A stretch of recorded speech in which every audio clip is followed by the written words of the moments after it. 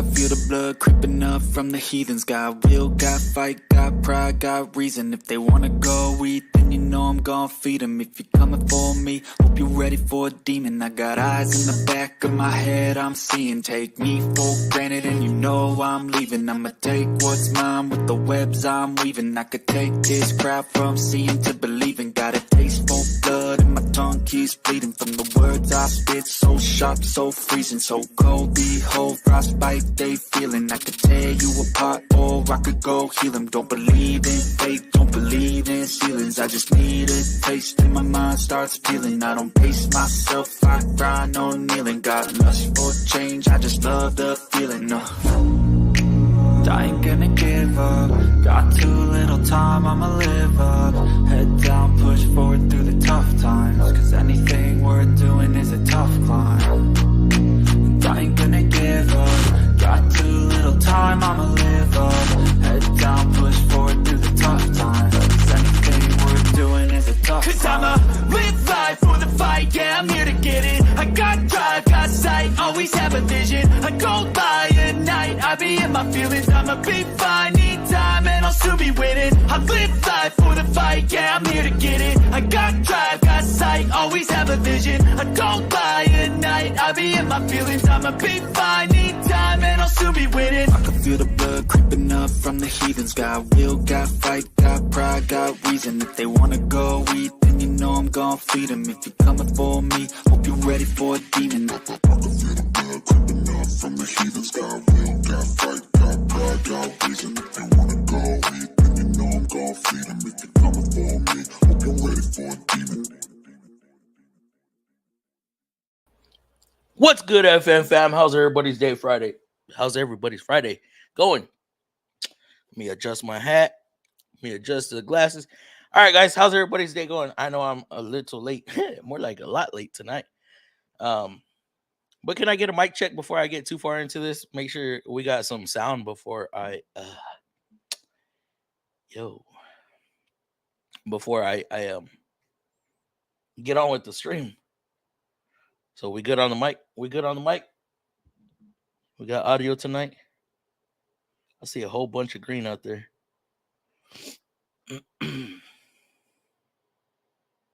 Loud and clear. All right, super. Thank you. I was like, oh no, do they not hear me? Oh shit. I made sure I restarted my computer, did a hard reset. I was like, yo, we're not having no issues tonight. Not tonight. All right, guys. So y'all see the topic. Top maintenance to do on your car. So we're gonna we're gonna get some opinions out there. Let me see. So for me, I'm gonna say I already saw it in the comments, but we're gonna go from least important. So let's pick 5. Let's pick 5. So least important, we're gonna go with let's say a pollen filter. Now that might vary. If somebody has allergies, then that might be one of the priorities on their list, or somewhere where you have a lot of pollen out there. So yes, pollen filter, in-cabin filter.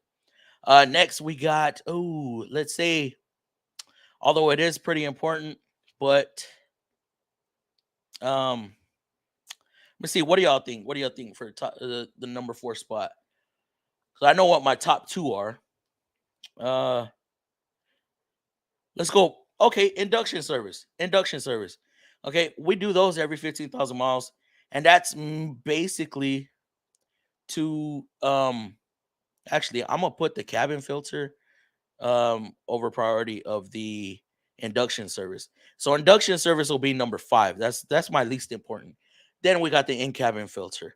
Okay, in-cabin filter. Then in the number 3 spot, I'm gonna say we're gonna go with an engine air filter. Yes, that is important, but it's due once a year. Maybe we do it every 15,000 miles, once a year. And then where are we at? Number two spot. Okay, I see it. Tire rotations. We do those every 7,000 miles, 7,500. Now we're doing 5,000 mile oil changes. So every other oil change we're doing a rotate. So that's giving it 10K. I I remember 3,700 miles oil change, and then 7,500 rotate your tires. And then Nissan changed up on us and started doing 5,000 mile intervals. And then number one spot, we already know is going to be the oil changes. Oil changes. If y'all disagree with me, please let me know, because we left out transmission services, we left out differential services, we left out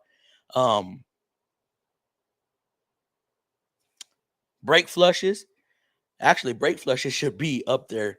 Brake flush should be up there. You know, we don't want our brakes to fail, but there's always going to be that one person. I got 100,000 miles on my vehicle and I've never flushed the brake system. Whew. That stuff, that those lines must look nasty. Nasty. So yeah, we're gonna get into the comments, guys. I'm gonna be doing this for about let's say 30 minutes, and then we'll start bringing people in here, because it's gonna be a short stream tonight.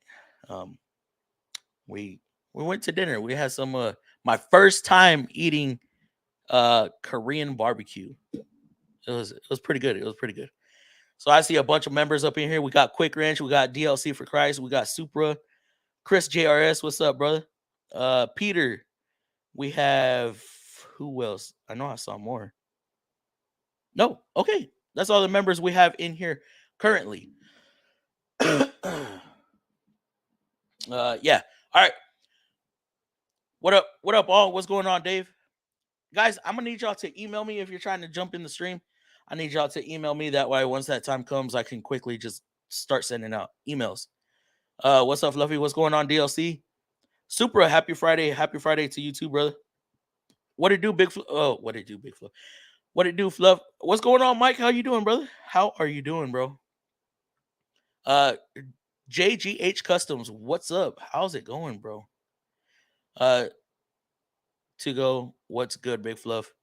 Yo, what's good, Big Fluff? What's going on, TBSS? How you doing? Trans King, my brother, how you doing? TBSS, yo, gotta finish up this sponsor video. I'll be. Oh, you got sponsors now? You're getting them emails, huh? That's what's up, JGH. Top maintenance, I'd say oil change. That's always going to be the number one priority. That's the one where we're going to do the most. That's going to be, I like to say 4,000 to 5,000 miles.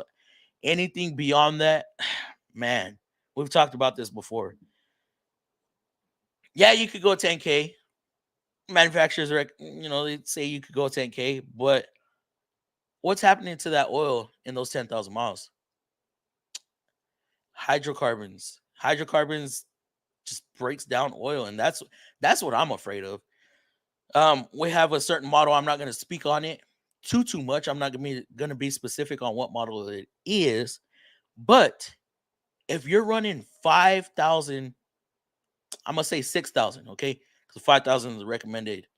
If you're running 6,000 miles every single time, it's only 1,000 miles, right? Well, that engine is gonna sludge the hell up.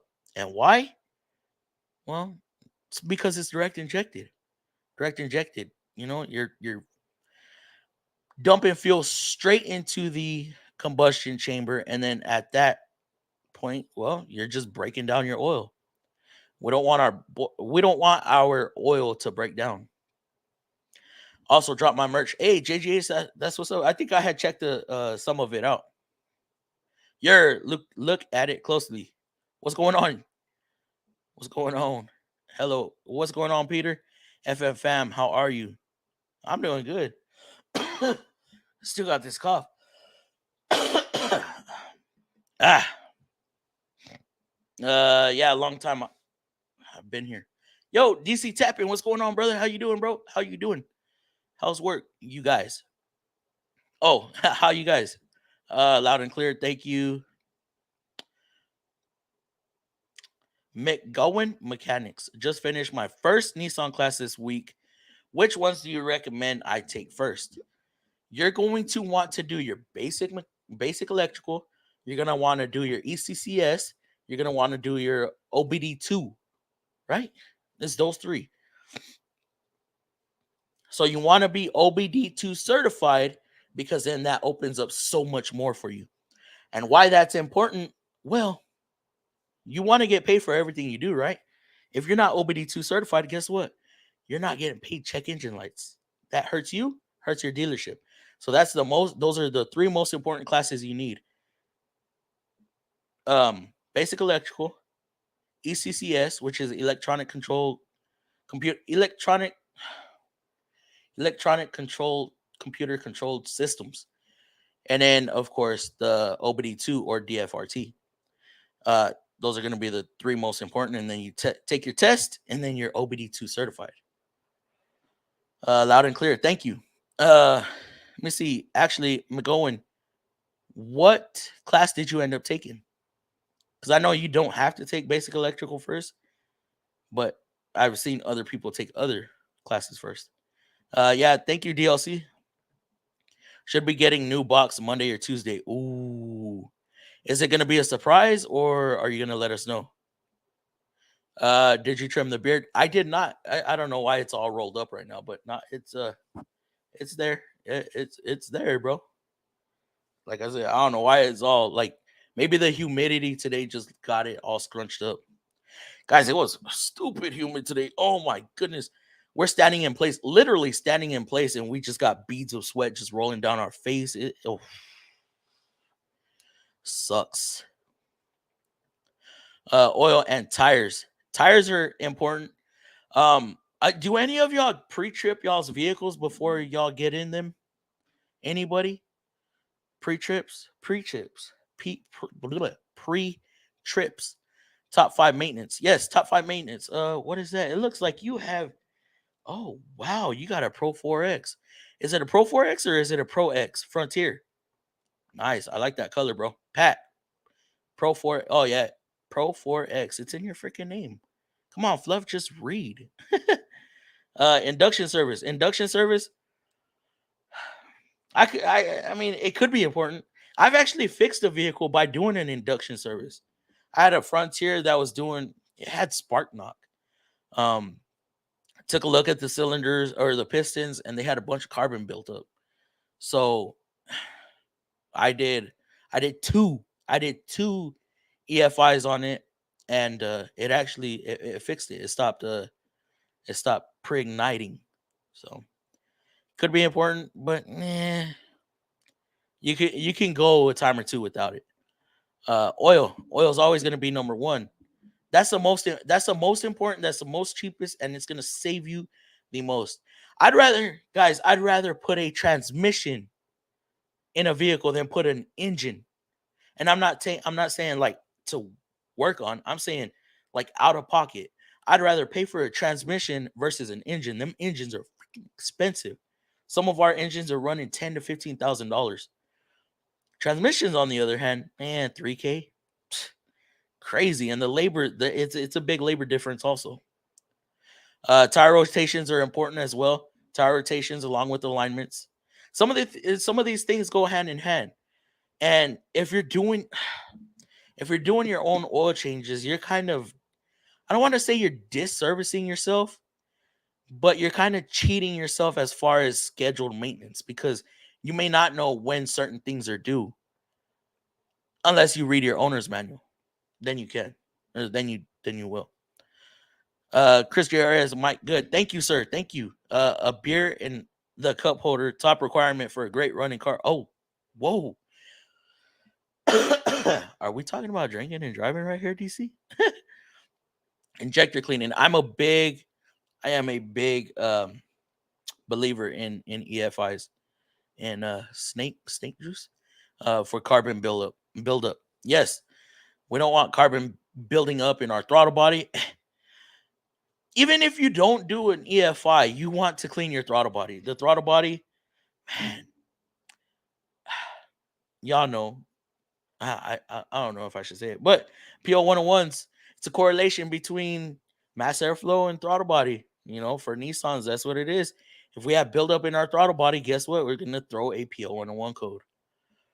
CVT fluid on a Nissan for sure. Yes, every 30,000 miles, and if you run it hard, 25,000. 25,000. That's for all of y'all little racers racing y'all's Nissan Versas and Nissan Sentras. Stop it. Washer fluid. Oh my goodness. No. Come on, Chris. Although we could get in freaking trouble for not filling up washer fluid. That is insane. Uh Hey brother, I have a question. I have a 22 Nissan and I see coolant leak from the head gasket. Bro, you're gonna have to take that in.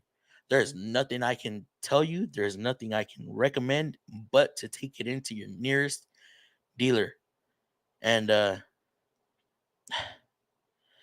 don't know. Can you take it to the dealer that you bought it from? Because they're probably the only ones that's gonna be able to help you out. Not I'm not saying the only ones as far as who you bought it from, but the dealer. Dealer is gonna be the only one that can help you out. Technically speaking, we doing 10K on what? Dude, I have never heard that. Chris, what? When? Where? How? On what? I wouldn't trust that on any of our dig engines. Man. Um I got I got a 4L65 trans. It's running great at 182K miles. Is there any preventative maintenance I can do to prevent wear and tear damage? Uh TBSS. So there's this gray line, right?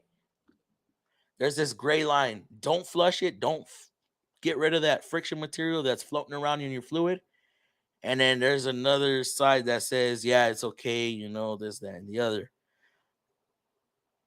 Ah, I don't know. I'm gonna say, um, let's stick to the old times and don't flush it. If it's gone 182,000, then try to get as much as you can out of it. I don't know. Is there additive? Can we throw an additive at it? I don't know. I have no idea.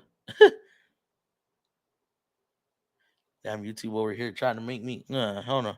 I think at a top maintenance. Wait, what? Oh, that's two different people. I think at a what, Anthony? Hi, Mister. Oh, Frank, what's going on, Frank? I take a break and come back, and you've gained 10K subs again. Maybe I should take more. Maybe I don't know, JGH. I don't know. It's because I've been. If you've seen my shorts lately, yeah, I've been making myself look a little inexperienced, but I do it in a way to where it's like sarcasm. So, smart people will realize that I'm being sarcastic. And then the rest of the GP, the YouTube commenters, the GP, like I said, they just go off the handle and start talking shit. Little do they know they're just running the channel up. Top maintenance to do on my vehicle is to remove the empty pop cans weekly from my truck. Really, bro? Really? I used to do that shit. I'd get done and I'd toss it over the cab into the bed of the truck.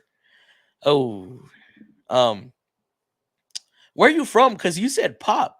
I don't hear nobody call pop. Of course, I'm in Texas. They call it soda, but man, nostalgic, nostalgic for me.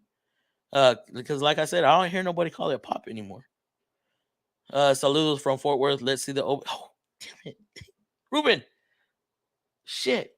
Maybe Friday. Maybe Friday. I'm gonna head out. I'm gonna head over there. Is it this Friday? No, next Friday. Today is Friday. Next Friday, I'm gonna head out there. Maybe I'll try to fire it up. We'll see. I owe you, Ruben. I owe you, bro. Damn you looking. Thank you, Frank. How often should I change my blinker fluid? Well, it depends. Depends. I mean, every time you and I'm gonna get real technical right now. Okay, because there is a such thing, right? We have certain European cars that actually spray the combination lamps.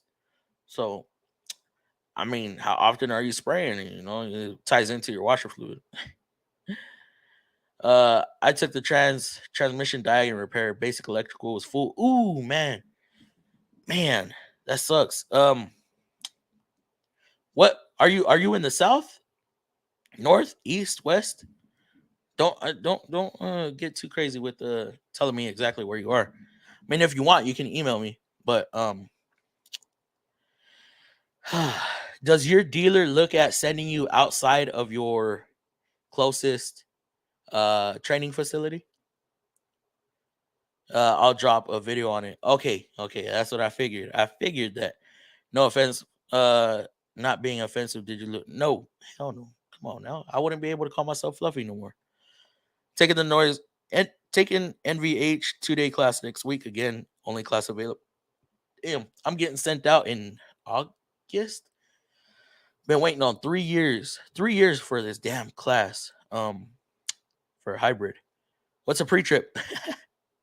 Nobody pre-trips? Nobody. I mean, I'm not gonna say I do, but anytime I walk up to my vehicle, I'm taking a look at my tires, see if they look low. That's about the only thing I do. And I always walk up from the passenger side, and I walk to the driver's side. And I'm looking at my tires. Does anything look a little crazy? Nope. And then when I start up the vehicle and I'm listening for a noise. Nope. Dash good. No lights. Okay, we're good. Let's go. Do you hate when you see a vehicle you fix returning to the shop? Yes, and I hate also seeing a vehicle that looks like the vehicle I just fixed coming into the shop. Then I'm like, what's he here for? What's he here for? What's tag number? Oh, like, what's he here for? Why is he coming in on a tow truck? That's the worst when it comes in on a tow truck and it looks like the one you just worked on. They have aftermarket wheels and the the vehicle that gets brought in has the same wheels on it. Oh man, your heart just sinks. It's not the oil you have to worry about when you get to 10K. It's the filters that I believe cannot handle the mileage, because we all know there's oils out there that can do 10, 15K. So they say. Um, Definitely basic and advanced electrical first. You can, but Chris, I'm gonna disagree with you on that just a little bit, because advanced electrical is not gonna open up the next class for OBD2. We want OBD2 as fast as possible. As fast as possible. Actually, we got, oh my goodness, how did I miss this? We got a $10 donation. Mr. Fluffy was thank you, DLC. Thank you very, very much.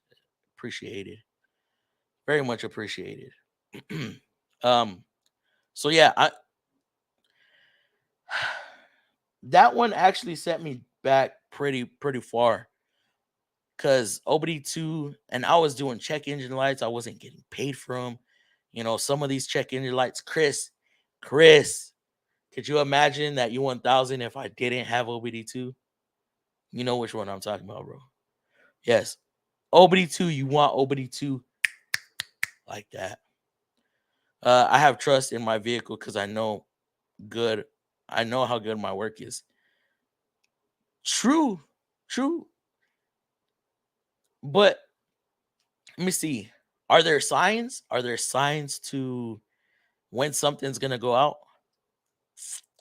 Yeah, I pre-trip my vehicle sometimes. I do forget. Now, I'm not talking about checking oil, checking fluid, checking radiator, all that stuff. Nah. I mean, I will check to see if anything's leaking or if anything's pulling underneath. Power steering fluid. Power steering fluid, man. That's kind of a hard one, Joe, because we're getting away from power steering. We're going to electric assist. Electric assist. I love your uniform. I don't have a uniform on. I just have my regular shirt. It's cheaper to take it to dealers than buy the oil and filter. To an extent, I mean, Walmart has some cheap oil. Mobile One, cheap. You can spend maybe $30, $40 versus paying Mobile One through a dealer. You're gonna look at almost $100 for the oil change. Oof. At least around here. You think so? How much are oil change places around there? Let me see. Injector cleaning on new vehicles will not take care of carbon buildup anymore. You have to do decarb service through the intake system. You're talking on turbo vehicles, right? On direct injected. So they want to get rid of the fuel injection service at our dealership, and they want to go fuel induction. I'm like, wait, man. What about the vehicles that utilize, right? that utilize this, and they say, "Oh well, it's still gonna clean the valves." I'm like, I'm not worried about the valves. Yes, you are worried about it to an extent, but the injectors, that's a big part of it too. We want the injectors to be spraying, to be able to atomize the fuel as efficient as possible. We don't want dribbling. We don't want, erratic sprays and stuff like that. Um, Now the induction service, yes, pulls in through a vacuum line or through the throttle body and starts cleaning it like that. I think the one they want us to do is gonna be through the brake booster hose, and you have to sit there and romp the throttle 3 times every 10 seconds or 45 seconds or something like that. So I'm like, I get that one. We still want to clean the valves off, but what about the injectors? What about the injectors? What miles do you recommend for oil change on synthetic Mobile One? I recommend 5,000. I will not sit here and tell somebody to go 10,000 miles, 15,000 miles, 20,000 miles. Man, that's scary to me, because over time, how much buildup is there gonna be at 100,000 miles? How much buildup? Also, let me see. So if you're paying for synthetic oil, you're doing it every 10K. I mean, it costs about the same, because synthetic oil is pretty damn expensive, plus the labor. Uh, I don't know. What's good, John? How's it going, Joe? How's it going, John? Um, all of them are 10K now. Look at the ESM. I was shocked too. What? It actually, man, hold up. I'm gonna have to look at that. Uh-oh, we got another donation down here. You never want an erratic spray. You want to be hit with. Oh hell. Terry, thank you for the $5. Yeah, nah, we don't want to be spraying all over the place. We want a straight, steady spray. Let me see. Where we at? Where we at? Where we at? Thank you, Terry. You should swap the OBS. Swap the OBS. Ooh, I don't know if I want to do that. I'm looking at keeping it pretty much original. If I do anything, maybe do a cam. But yeah, I'm not trying to do that. Hell no. That's basically our workhorse. Anytime somebody was moving, anytime we needed to haul something, that was the truck to do it. Look up 22 Ultima. I can look it up in all data, right? Maybe my dot all data.com.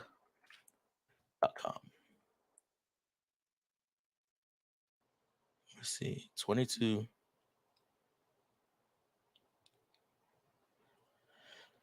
Uh, Ultima. What about the turbo? Is it the same? Let's see, specs. Is it going to be under specs? Fluid type and capacities, engine oil, maintenance recommendation. Um,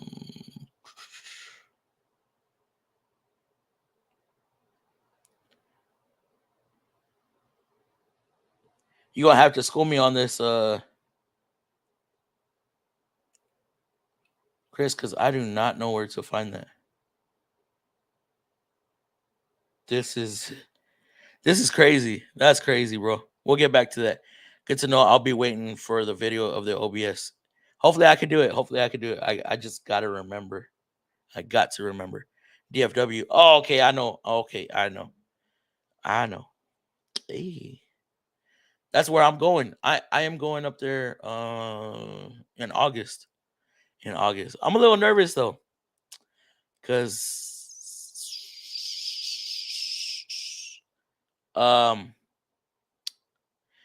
McGowan, who was your instructor? Let me just ask you that. Who was your instructor? Grew up in Texas calling it Coke. Moved to Colorado, people called it Pop. You guys prefer Coke, you be getting something. Oh, would you be mad though? Just kidding. Just kidding. They won't send me anywhere. The nearest training facility is. Damn. Oh no. Oh no. There's a lot of freaking Nissans up there in DFW. What up, Fluffy? Dom, how you doing, bro? How you liking those magnets, brother? For an actual trip, for sure, just PSI, just air PSI. Oil level manufacturer recommends 10K oil changes. I go 5K. Yeah, I don't be trusting that 10K stuff. No, no, no, no, no. I don't know, Frank. I don't know, bro. Come on now. Out here trying to you ain't gonna get me caught up. I know it's that month, but nah. If it's a Chevy, good work won't help it. Yes, it will. Yes, it will. You know why? Because I own a Chevy. Yo, what's going on? How to auto repair? How's it going, brother? How are you doing? Oh, you're right. OBD2 is important. Gotta love them opcodes. Ooh, man, I made a hold. No, I'm not gonna say that. Bro, that you. Ooh. Have you got one yet? I can get oil on my Impala $50 at the Chevy dealership in town. Is that oil and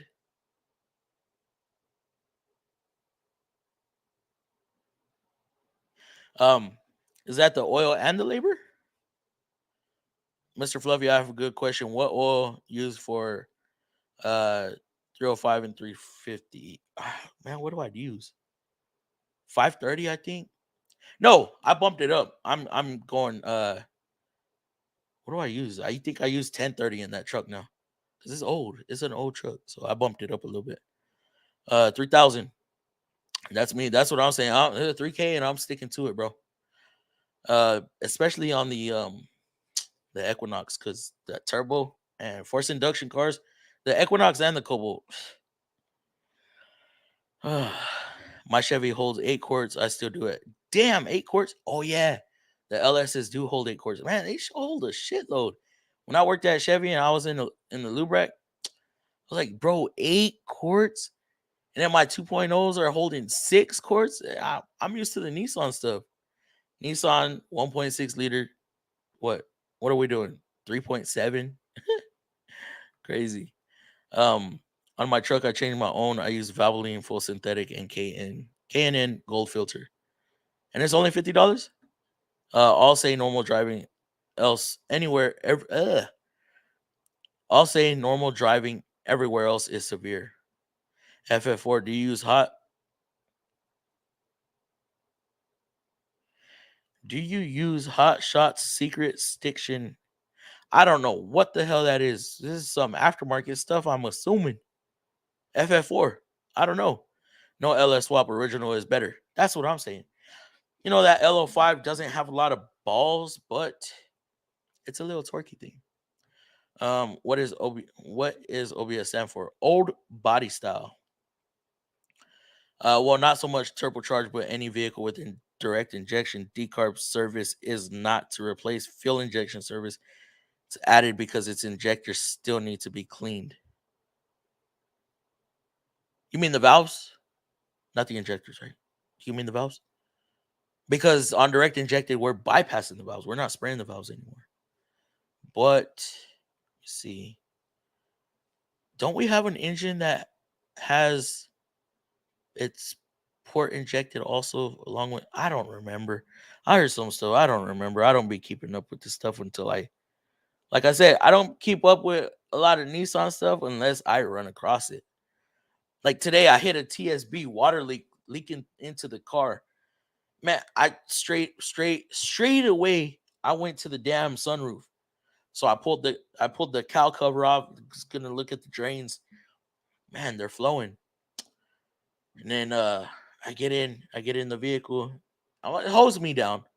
So it starts hosing me down. Man, this thing is like a freaking river coming into the car. I'm like, oh shit, bro, stop.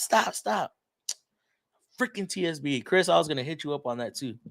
I was trying to hurry up and get out of there. All data is my go-to. Is my go-to too. If I can't find it on my Nissan stuff, I go to all data. Sometimes all data is a little easier to navigate too. ESM is available through online assist at home, by the way. Hold up, McGowan. You gonna have to school me on that, bro. Since when? Since when? because you know you're starting up in the. I only go to class like once a year, and they don't touch on this all this other stuff that they're doing with y'all coming into the business. You know, they just update us on the vehicles and stuff. But ESM is available through online assist. What, bro? Shoot me a link. Do me a favor. Shoot me a link. Shoot me a link to that or something. That is interesting. He's only been there for like 2 years. I'm gonna let you in on a little secret. You know Lincoln Tech, right? Right there in Grand Prairie. He was my dean. Yeah, he was my dean at Lincoln Tech. Yeah, same. What you talking about, Chris? Give this video a thumbs up, please, guys. We got 30 viewers up in here, 17 likes. Let's get that matched a little bit. I do 5K oil change on my oil changes all day, all day. Tomorrow I'll send you a pic. You got to, bro. You got to. Killer Kills. What do you think about the 6.1 Hemi engines? They are Hemi. I don't know. I only know what I find out from online mechanic tips. I don't know if he came over from his channel, but 6.1 Hemi engines. Which one is that? Is that the 392s? I'm assuming that's the 392s. They sound good. That guys, when it comes to Ford, Chevy, and Dodge, I can rag on Ford all day. I can rag on Dodge all day. I'll defend Chevy to my honor. But you can't deny, there's one thing nobody can deny is power. Nobody can deny power. Nobody can deny us a good sounding engine. Stock. Yeah, Dodge is very successful in that freaking Charger Challenger lineup. And that's for a reason. They got me thinking about it. Full oil change, labor included. 35 not including labor. Damn, that's not bad, bro. That is not bad. You don't know what that look like, bro. Not right now. What's up? All in the chat. Smash that like button. Yes, 31 viewers. 31 viewers, 22 likes. Let's go. How's the reliability of the Armada? I don't know anything about the QX80. I don't care to know anything about the QX80. Yes, it is a Nissan Armada equivalent, but the less I know about it, the better for me because I ain't got to touch them if they rolling. I say nope. Hands up in the air. I can't warranty nothing on Infinity. I'm not Infinity certified. I meant your beard looking sharp, fluffy. Thank you, thank you. Yeah, typo. 7,500 miles for my dude. What? You're going 7,500 miles? Why don't you knock that down a little bit, Justin? You don't want that thing starting ticking and all that stuff. Mercedes takes 9.5. That's too damn much. That's too much. 5W20 that Chrysler has endorsed. So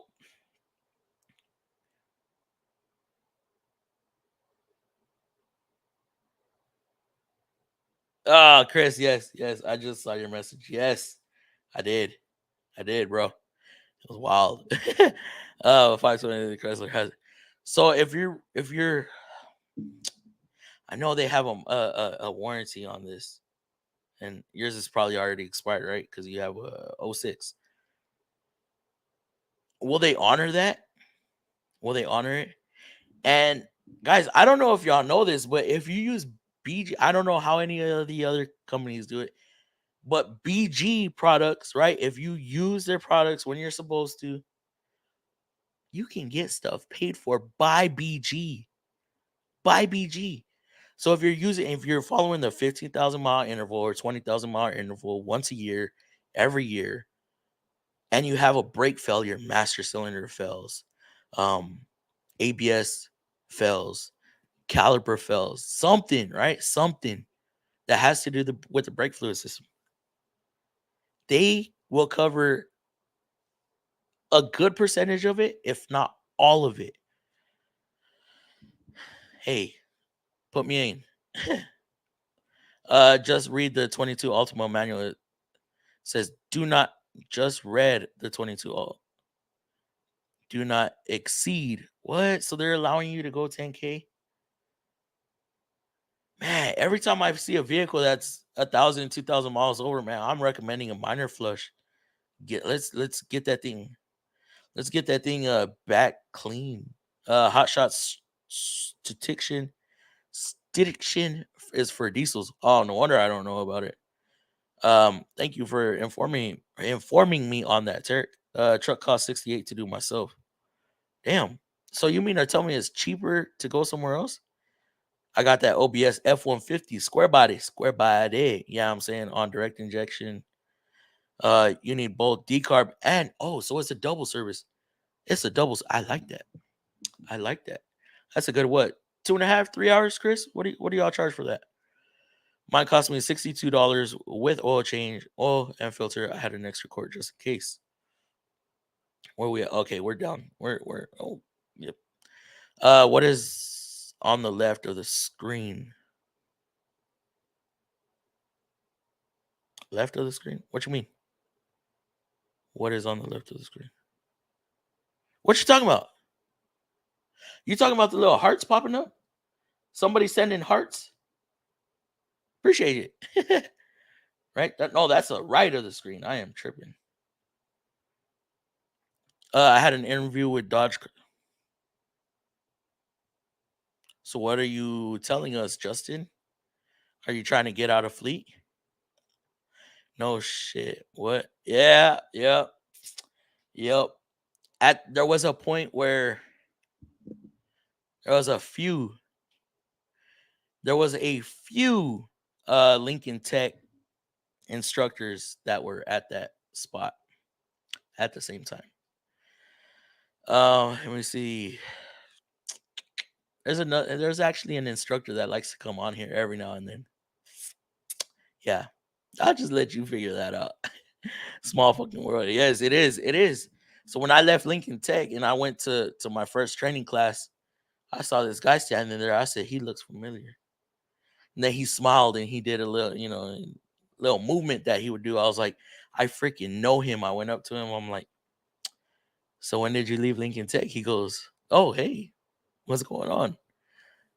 I was like, yeah. It was cool. It was cool. I'm a Chevy Tech right now. The best built stock engine is a Ford Coyote motor, slap a turbocharger, and make 850 horsepower easy. But I fucking hate Ford. I fucking hate Ford. I'm not gonna lie.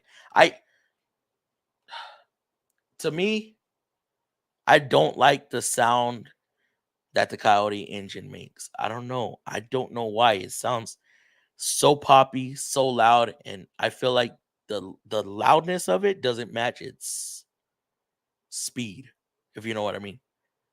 You hear it moving, but you don't see it moving, you know. I hate working on Armadas. I don't know why. I just get a sense of dread. I know what you're talking about. Armadas and Titans. Is that why you laughing, Chris? Don't worry, Dodge builds the vehicles around the engine and then forget the transmission to the last. Engines will last. Everything else won't. I don't know. I don't know. I don't know. Bro, do an eating video. Trust you talking about like a mukbang? A mukbang. My girls talked about doing that with me, but I don't know. Cause see, check this out. Like if I do something like that and I say where I'm at, man, that's gonna give up my location. Cause there's some spots that I go to that are only here, you know. JGH Electrical was the third gens down. Was the third gen's downfall for real. What was going on with them? I'm going.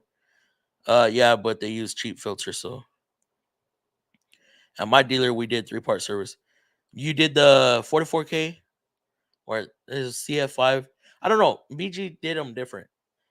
So we used to do the throttle body cleaning, the injection service, and CF5, which was the thing you throw in the tank. And then we switched to the 44K. I don't know why. Yeah, I meant right. What are we talking about? That's why I replaced everything myself. Next is trans fluid and filter change. Ooh, be careful. Only now driver and passenger side, no left and right. Huh? What do you mean, JGH? I was thinking, no, Frank. You wouldn't want to change crew. No, hell no. I don't want to work. Oh man, nah, hold up, no. Diesel's not for me. Diesel's not for me. Diesel's not for me. I dude, I'm avoiding getting diesel certified at Nissan. Why? Because I don't want to work on the damn diesels. Real shit. Pause, Frank. Yes, pause. Just kidding. Frank, come on now. Frank, please be respectful and don't be wielding him out. Oh, weirding. Yeah, please. Come on now. Okay. My brake pedal just started bouncing when it comes to a stop. What could this be? Well, that means you broke too hard. Stop stopping at the last second and stop stopping in water. You know, that's for your safety. Coyotes are expensive though. Hell yes, they are. Old school mid cams were actually no, because the GTs. How much is a GT? How much is a stock GT? Brand new, high 30s, low 40s versus a freaking Camaro S. Oh my god. Look at it closely. Could be your brake booster or maybe master cylinder for brakes. Oh, or hold on. Okay. Oh wait. I'm thinking like pedal pulls. You could have warped rotors. Look at it closely. Master cylinder. No, that would cause a either a hard pedal for brake booster or a master cylinder could be a sinking pedal. Me and my dad about to flathead swap a Ford tractor. What's that gonna do? What is on it? Let me see. Impact swivel sockets. Do you guys prefer 6 point, 12 point, shallow, deep, semi deep? Trying to decide on what to buy for my first swivels. I'm leaning towards shallow, undecided. I'm going to say deep. Shade tree tool man. I must say deep swivels just because if you need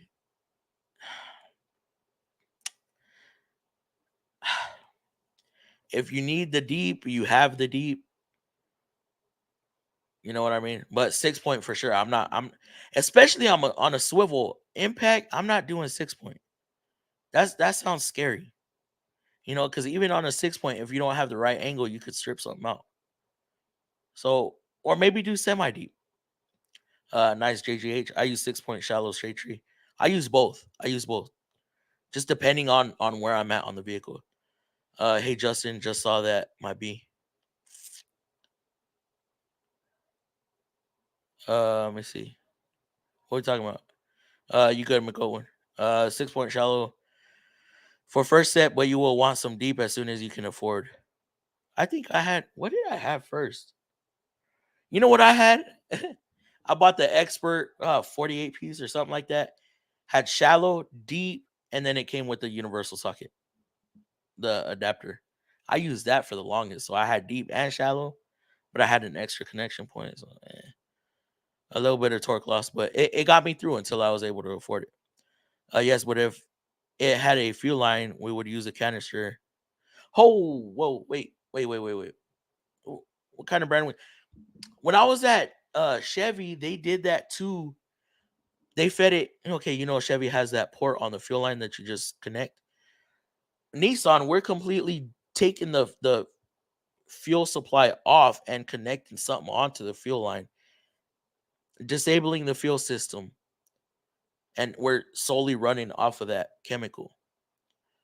At Chevy, they would go into the fuel line from that port, and so now they're running the chemical and fuel at the same time.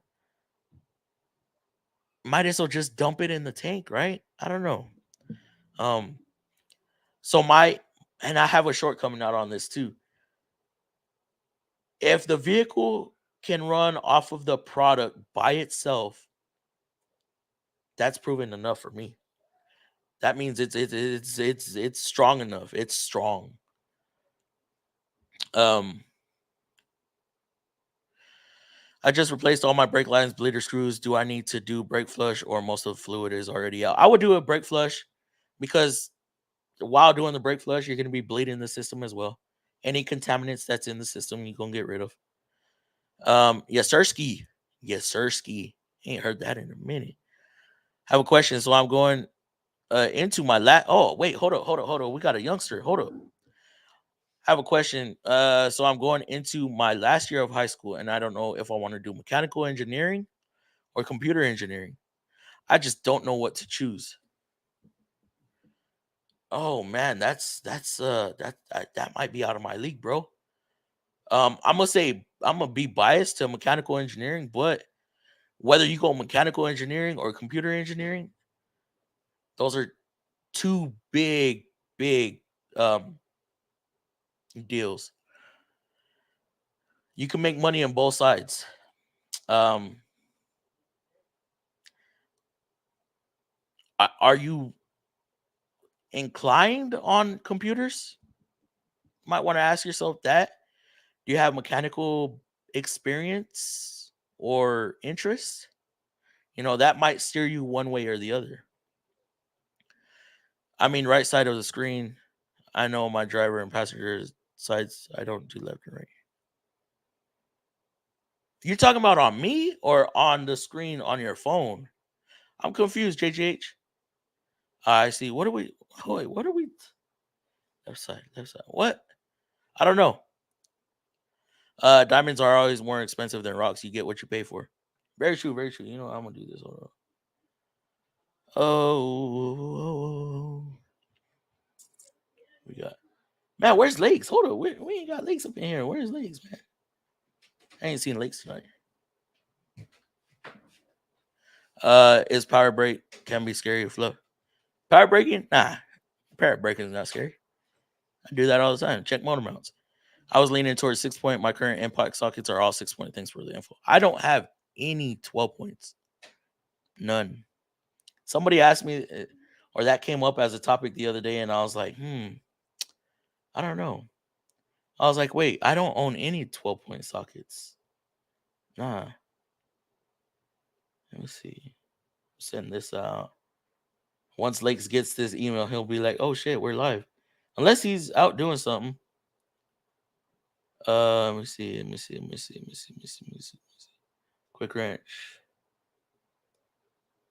So I'll bring some people on for about an hour or so. What's your thoughts on Jeep SRT the Jeep SRT? Which one is that? WK 1008. I fucks with it. I fuck with it. Yeah. Like I said, it sounds good. Any of the SRTs, the early Charger SRTs, the early Challenger, um, what's the other SRT? The 300 SRT. Oof. Is accelerating fast bad for engines and trans? Yeah. Anytime you're running up that RPM, you're creating heat in your transmission. Heat kills transmissions. Heat. I'm saying 6 point shallow swivel. If you need a deep, you can likely get away with using an adapter anyway. No, I'm gonna have to agree with you. uh Unless you're saying use an adapter, a swivel adapter, and then put a deep socket on there. Yes. Yes. It's a Ford 9-inch. A Ford 9N tractor. They practically have half a flathead V8 on them. Half? Like half? Wow. Look closely at it. It really depends on what you drive most, but most vehicles. But most vehicles, it doesn't do it all the time. Most vehicles, it is not good to do all the time. Oh, you're talking about the acceleration stuff. Yes, we would pull the fuel pump relay. Oh, okay. Yeah, y'all weren't worried about it running back into the tank. Mr. Fluffy, I have a good question. Have experienced brake fail? Uh, I have on a personal vehicle, and yeah, it scared the shit out of me. You ever pumped a brake pedal so fast? That shit's scary. It's a flathead inclined for, so we can kind of just extend the frame and hood, fit a flathead V8 in there. In theory, it's that easy. You gonna do videos on that? What's going on, JWC? How you doing, brother? What do you recommend seafoam in the crankcase for cleaning? In the crankcase? Uh, no, I don't recommend seafoam at all. Quite honestly, Unless you have carbon buildup on the pistons, that's about it in the combustion chamber. Um, but at that point, I mean, if you for cheaper, you could just you got to know how to do it. But misting some water into your intake, and yeah, y'all know where I'm going with that. Water cleans, steam cleans carbon very, very well. I say computer. Have some money. Frank, I have someone cut my brake when I was in high school.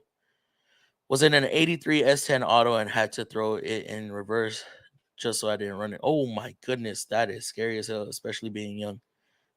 Chris, I sent you a link though. Then I would say 6 point shallow with 1/3/8 universal swivel until you, yes, yes. I don't even remember how I started off. Man, it's been so long. It has been too damn long. My phone. So left screen of your phone. I don't know. I have no idea.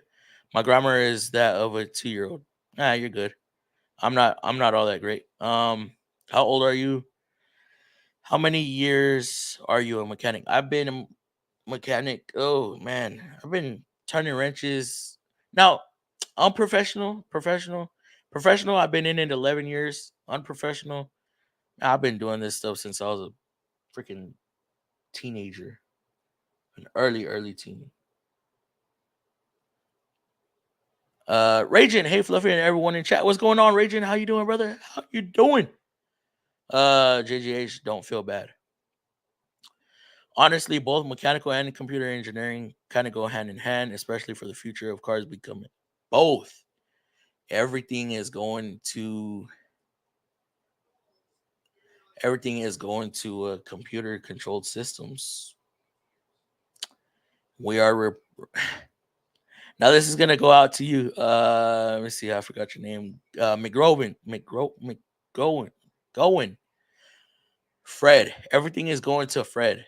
Okay. Meaning, nah, I'm not gonna say what that is. Um McGowan, once you do electrical, if you get the right person, you'll learn who Fred is. You'll learn who Fred is. What my grammar basically it's an ECM. My grammar is horrible. Also, that's why my resume looks like a long paragraph instead of sentences with spaces. I'm bad at that too. Don't feel bad. Like I put commas where commas shouldn't be. I work at an oil change place and I enjoy it. My dad is a mechanic, so I know about cars, enjoy working on cars, but I also know how to do computer stuff like coding. Man. Now ask yourself, do you want to be in the heat? Do you want to be dirty all day? Do you want to Now I'm not trying to steer you away from being a mechanic because being a mechanic is great, but it's hard on the body. It is definitely hard on the body. Hard on the body, we have to deal with all the elements. Um it's a lot. It is a lot to be a mechanic. I'm sure you know that. Hey all raging, Justin, Chief, Chris, and so on. David, I sent you a link, bro. Hey Tool Junkie. I own a 12 point. My email's not getting sent out. What's going on? Let's see. I own a 12 point. I own a 12-point standards metrics for quarter, half, 3/4, 6-point standards metric for a quarter. Holy crap! 8-point standards and metrics for a quarter.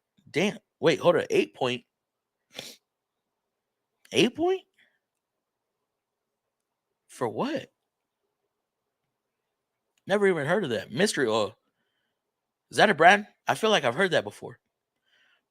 Hi Dave. Hope you are well, brother. See, B12 is best. Whew. Berryman's, dude. Yeah, that's the first chemical I ever used. In tech school, they showed us the difference between seafoam and B12. Yeah, B12 is the shit. I know my smallest metric I have is 3 millimeter. Damn, that's small. Dang, that is super small. I think mine goes down. I have a 4.5 or a 4. Fluffy was a mechanic in the womb. Hey, whoa. Uh, I'm over there beating up my mom's kidneys and trying to fix them. Engine rebuilds. I don't do engine rebuilds. I wish I did. I'll do my own engine rebuild, but as far as professionally, they don't let us do it. I was a young grasshopper working on vehicles with my dad and uncle. Makes two of us. Yeah, JGH still a young grasshopper doing that. Killer kills. I've only done 5.3, 350 with my dad when I was 8. Damn, it's been that long. JGH. Justin. Hands on mechanical. How's it going, brother? I did the 5.3 in 2016. Greetings, Fluv. How's it going? Built trans does sound. Wait, trans does sound. Add a totally didn't stock on the trans. Sounds different. Yes, I had to drive a vehicle with almost no brakes. My wife's old Voyager had the Bendix 10 system that failed. Drove the crap home for her on the highway.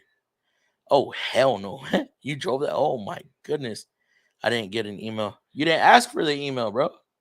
I didn't know you was trying to get on it. I'll send it out to you. Let me see.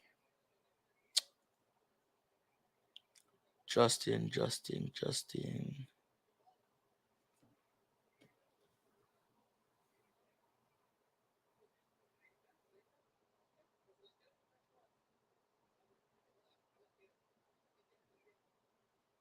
Oh, shit.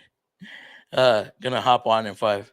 See, okay. All right. 3 more minutes.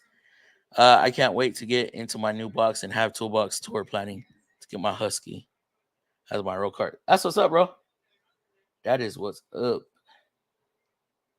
I'm excited to see what you got because I know you've been on the look for a minute. What's your thoughts on weight loss? We're gonna talk about that, Killer Kills. Gonna talk about that. Well, automotive channel, bro. It's really hard on the body. I've had 2 knee surgeries, 1 knee surgery, and back injury that had me down for a year. I've had a few surgeries from athletics, and just being a dumb kid. Mama always told me life is like a box. No, I'm just kidding. She always told me take care of your body. You only get one. I'm bulletproof. Yeah, look at me now. Damn. Finishing washing the dishes. Oh, she got you washing the dishes. Oh, that's what's up, bro. Hey, that does get rid of all the stains, though. I tell you. Nice, Supra. Dang, JGH, be careful. Yeah, you young. Hold on, man. Be careful. Is computing car confusing? Is computer car confusing? Nah. As long as you know what you're looking for, no. The 8 pounds are from some. The 8 pounds are for some older farm and heavy equipment. 8 pounds. I worked on everything. Depends on manufacturer and what you are doing for recording, Frank. Silverado was picked up today for his surgery. Oh, you're getting it. I forgot what happened. Refresh my memory. I'm chilling at my pool right now. Oh, you lucky Bro, it's still 100. It's almost 100 degrees outside right now. Right now. And where we at? We're at almost 11 o'clock. Have a couple square sockets or 4 points. Never use those. Dude, what? Square sockets? I think I'll think about it. Also, I get a 2023 Scat Pack for my 17th birthday. I was wondering how do I make it obnoxiously loud? Cat back. Just do a cat back. You want to keep your cats, so cat back all the way straight. You'll be good. I remember one time I was in high school. I was working tires. That guy just ripped customers' old tires. What do you mean? What do you mean, Frank? What up, y'all? What's up, brother? Justin, I'll try. My height don't help me much. Yeah, that dude tall. My first engine rebuild was a 4G63. 4G63. What is? That's on a Mitsubishi, right? And I a don't know. I don't MG know the weird cold ones. 4G63. I want to say that was a freaking Mitsubishi, like the what's it called? Mitsubishi Eclipse. I've had 3 surgeries from sports. I've had 2. Dang. TJ drama, just bought 95 Silverado from a neighbor lady whose husband passed away. Has been sitting for a year and a half.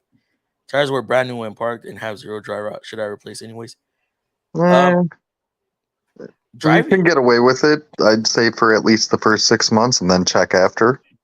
Yeah, just drive it. See if there's any vibrations. If there's any vibrations, then we have a way of getting flat spots up. But Mm-hmm. So do I. It's called spin those tires. yeah, pump them up. Oh, warm them up. Points, 8 points. I never heard of 8-point sockets. Really? We Yeah. use them all the time for our brake calipers. Really? I did not know that. Yeah, Thanks, well, Bubby. actually, our slack adjusters, I should say, for ours, and then we also for the calipers for the like Kenworths and that we use the 11-point because it 11? goes into a special adapter for the actual caliper. It has a chain on the inside that actually turns the brakes in or to the rotor. Wow. Yep. Shannon Dickinson, how's it going? It's hard to type, but the transmission. Ooh, that is right. I do remember you talking about that. Give me a few fluff, I'll jump on. All right, Dave, we'll be waiting. But yes, you are correct for what you asked me. That might be going into that. Oh, scared or ready? For the flat rate, I am. And I even told the lady who wants me that I am scared of that point. But she says that she won't put me in flat rate right away. She'll see on how I do. So it'd be an hour less every day, but could possibly make more money. Yeah. Oh, definitely. So they're gonna put you on a for now hourly or guaranteed? Yeah, it'd be hourly if they offer me the job. Yeah. Okay. But then after that, I could be, they'll see on how I do. Then they'll slowly put me into the flat rate thing and see on how well I do, and they go from there. Nice. Ooh. They're actually more impressed than what I already have. And considering that's for Dodge, I already have the Cummins package for my Snap-on. Wow. Dude, I didn't think you would ever make that switch. I mean, it's just talks right now, right? Yeah, it's just talks right now. Hey, Dave. But I mean, it's definitely going to be different for me because, like I said, I've never worked flat rate ever. But guess what? You get a lift. Yes, and well, I don't know because I've never done small trucks, so I'm used to big trucks where there's no such thing as lifts.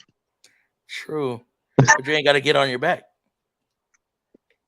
You ain't got to get on your back. You ain't got to kneel down. I mean, to set the lift, kneel down, but. Well, what she said is that, like, as a hypothesis for like brakes, 1.5 hours. I'm like, 1.5 hours for brakes? Come on, I can do that in my sleep. Yeah. Like, it takes me to do four rotors and brake calipers on a vehicle like an hour at most. And that's without a lift. That's jacking it and then putting the little stands up. Yeah. Taking the tires on, putting them back on, literally an hour. And that's at home. Now, I don't know. Does anybody resurface diesel rotors? Usually when they're using that for their rotors, we let them go to, like, I think it's 6 millimeter per side. And if it's lower than that, we toss them. 6 millimeter on the disc or on the pad? On the disc itself. So if 6 millimeter on each side. So you got the rotor. Oh, okay, right? Yeah. Okay, I get you. If it goes any lower than 6 millimeter on either side, you toss that rotor. Gotcha. I watched Buddy rebuild his 5.3 at work. said I'd rather just drop a used one in it. Yeah, I mean cost versus yes, the Hello. Ford G63 is a Mitsubishi. Hey, see, I know a little bit about a little bit. Thanks to 5.3s tires, are easy. huh? 5.3s are easy. Yeah. Thanks to tires are the ones that are ready for studs, so they're very thick. Have tons of tread. Just nervous about driver. Wait, so these are snow tires? I don't know if I would use those in the summer, man. They're gonna No, wear down the no, rim. you'll wear the heck out of those. Yeah, those things are soft. You'll burn 8 through point, those in a month. 8, especially if it's hot out.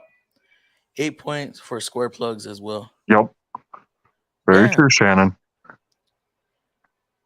And see, She's from Wisconsin, so me and her have talked over the past almost a year and a half, just on the different shows.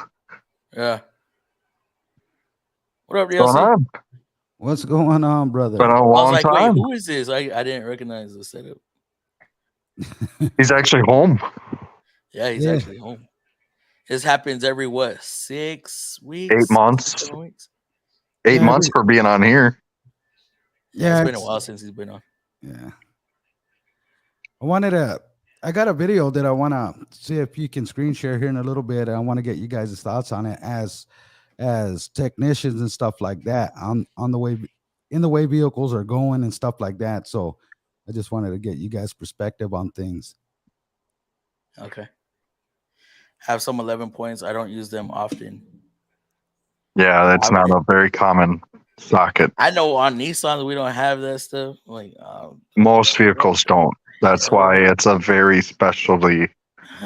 11 point is a special thing all day. Even the square plugs. Square plugs I use a lot. Like if you're doing diffs and that, you'll actually see them on the bigger trucks. Usually I use my ratchet, but sometimes you have to use, like I have from, I think it's 9/16 up to like, or a half inch up to all the way up to 3/4 for plugs. Yeah. How you been, Justin? Been doing very well. Keeping myself out of trouble as usual. That's good. That's good. That's positive. Oh, always. I heard you got a new vehicle. Yes. Oh, I'm loving her. Right on, right on. Been running good? Yeah, I just did the oil change over the weekend. I still got the tie rod to readjust a little bit. I'm off by 3 or 4 turns because I'm still getting a little crosshatch on the driver's side where I replaced. So I know where my mistake is. So it's at least easy to fix. Undo the screw, push it up, and then readjust, and then push it back down. If I have a issue, I got this guy. This guy up here. Yep, exactly. Your vehicle's under warranty. Take that. You can let them have it for 6 months. That's the crazier thing. Whenever they take so stupid long, and there's no reason for it either. I lost communication with the technician. What the fuck do you mean by that? Well, not just that. Look at some of the bays. Like in my small town, they're 14 bays. Mm-hmm. In my small town, there's only like 10,000 people in here. I'm like, how does it take so long when you have that many techs? Yep. Let's see. TJ just checked the tires for signs of dry rot. Yep. Who makes 11-point sockets? I never heard of it. Until today. Stanley, and I have 3 other names I forgot, but Frank. See, last week I got scared because I almost lost control of my beach cruiser. Bike chain fell, so it scared the shit out of me when I was speeding. Man, that'd be fun. Doing BMX. Chris. What's going on, Chris? What's going on? Doing BMX. I did. Good. Justin, hi, Chris. Chris. I can hear you. Some headphones. Yeah, now. but it's a little dull. Yeah. It's dull. There's a beast. Little echo. I don't know why sometimes Yeah. you can hear good, sometimes you can't. Trying to adjust your volume. Maybe. Uh, Hold on. The reason why is because Dr. Dre doesn't own them anymore, boss. Yeah. That's why. Ah, Wait, Beats was sold? Oh yeah, Oh, yeah. Dr. I Dre didn't know sold them. that. Yeah, Oh, sold them yeah. to Apple for like 1.4 billion. Really? so they're not Beats by Dre anymore. They're Beats by Apple. Yep. I wouldn't buy them then. Funny part is that my wife was like, "Oh, we can." I was like, "I want to get some Beats and we could share them." And I was like, "All right, cool." And I was like, "All right, just get some black ones." She was like, "All right, cool." She got this. How freaking to color auto right repair here. if you want to come on, brother. I sent you a link. So that's why they're cheaper. I guess so. Hold on, let me That's- disconnect them and reconnect. Because when it was by Dre, they were like $400 or $500 a pair. It all depends because they had different stages. Just like Gary, the- if you're still in here, like what's the going on, better brother? the more expensive, the better the quality, so to speak. And if you get cheaper, in other words, have you ever heard that terminology? You get what you pay for. But there was only two types that Dre sold. He only had a $300 pair and a $500 pair. Yeah. I don't know. I never really. I got into it. I got some like beats, music. but they're plug-in style. So Oh. when I get on, being that I have like an NVIDIA card that plays everything, so I don't need the headphones. Yeah. But if I do, I got these Audio Okay. Technica, really good. Yep. Can you guys hear me better? Yeah. Yes. I don't know why. The first time you connect them, it just sounds horrible. And you don't get the echo anymore. Okay, cool. Good. That's good. You just got those or what? No. I had them. It's just I don't use them because usually my wife's using them, or I don't know. And you say, like I said, we were supposed to be sharing these, and like she got these like pinkish, like Hey, gold pink. it's color. cute, Like, bro. It's cute. It's cute. It is. It Come is. on, I was Fluff. so Come on, mad. man. It, Specifically told her, I was like, if you get them black, then yes, I'll get them. She knew. She was like, oh, they didn't have black. I was like, that doesn't mean you had to get pink. any other color? White? Dude, I was No, so mad. white is horrible. You should have got Fluffy's favorite color, green. This color right here. Yeah, Yeah. or blue. Like, what is she called? Oh, yeah, like rose gold. There you go. Yeah. Rose. Looks more like Frank, copper to me. Frank, coming from doing BMX as I was younger, man. Anytime my bike chain fell, guess what I was doing? Or anytime my bike chain fell off, guess what I was doing? I was flying over the damn handlebars. Really? Yeah, I can confirm that. Yeah, because when you're pedaling, you got that momentum, and then it's like tripping. I never flown over the handlebars that way. Usually it's from jumping like two stories or something, but Huh? yeah, when I was BMXing, we were doing it off actual buildings. Wait. I did flatland. I didn't do none of that okay. air stuff. Hell no. Check these out, Chris. Check these out. Dude, flatland stuff. These are the Beats by Dre right here. They already look different. Like, they're Yeah. not the same. But that's the problem. You can't take it. You can take the cable off. Yeah. But these are the Beats from Dre. I'm wearing Beats right now. I freaking hate them. Yeah. I mean, they sound really good. I mean, Yeah, they're good. They do. They're clear. If you compare like these, the Beats by Dre, the originals, and you compare them to now, the bass is a lot better when you listen to the music, the Beats by Dre, than the other ones, in my opinion. Yeah. No, I believe you. The only thing I don't like about these is they don't cover my whole ear. Good job. Like, you know what I mean? Yeah. So like it sits on my ear and it makes my ears like sweat. Yes, that's exactly the problem with these. The only thing is I'm like charging my phone at the same time as using these. So probably when my phone gets all charged up, I'll probably go back to my little wired. Those little wired ones from Apple, they work amazing. I'm not a fan of Apple products. Yeah, that's right. Not I'm everybody honest. is. We go 2 hours for breaks. Yeah, y'all do 2 hours on breaks? Anthony? Nope. Half an hour for us. Oh, he's And I setting do up. 11-hour shifts. No, I was We do 2 talking hours per axle. how to 2 auto. hours per axle. What's up, bro? I didn't hear you. Oh, I thought you were setting up. Y'all go 2 hours for breaks? Yeah. Yeah, Or did? when I was at the dealer, we used to charge It was two. Well, the tech got paid 2 hours for brakes on a normal car or truck. If it were diesel, just a normal 2500, we were charging 3 hours if it had like the hubs up front. Oh, okay. Yep. And then, I know which and then, ones. and then if it was a dually on the rear, you got to replace the seals and all that. So we were charging, I think, I want to say it just depended on the advisor, man. Some of them were trash. So sometimes we would get 4 hours. You could get away without doing the seals on the dualies. You know what? When we would try to, it would always come back for us. So I never bothered. And that's all I worked on was like, well, I mean, I worked on everything we had, but 80% of my work was always a diesel. So it just. I work on semis, so that's why I said. Yeah, I never could get away with it. I always tried, but it would always come back. It would always come back and bite me in the ass, and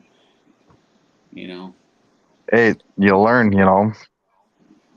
You always try something once to see if it works. I've never Oh, had yeah. a phone take a picture every 5 minutes without my knowledge. It's a very interesting comment. What? Somebody commented, John of Some Trades commented that screw Apple and their crap. Their phones take pictures every 5 minutes without your knowledge. Mm. My wife actually noticed something. You ever look at I have an iPhone. You ever look at your iPhone on the top thing where it says like mine says I have it where it shows the Wi-Fi, the 5G, and my battery percentage. But every now and then they'll show a little orange circle. That usually means it's recording your audio. So if you ever look at your phone every now and then and it shows that, it's recording audio for some reason. Well, Lexi does that too. Yeah. What the hell? That's why I have Samsung. Don't have to worry about it. Yeah. Oh, they're like that with all of them, brother. Yeah, I was gonna say. If you think that it's just If iPhone, you go look it's at all look of at them, when you bro. download look at any app that you download it. I don't care what it is. Your Whoa. Google Mail, It asks for all these permissions. You give permission for it to do all kinds of stuff without your knowledge. So like on my Samsung, I have a feature that I could turn every sensor off. Cameras, microphones, all that. iPhone's got that too. It's called airplane mode. It shuts everything down.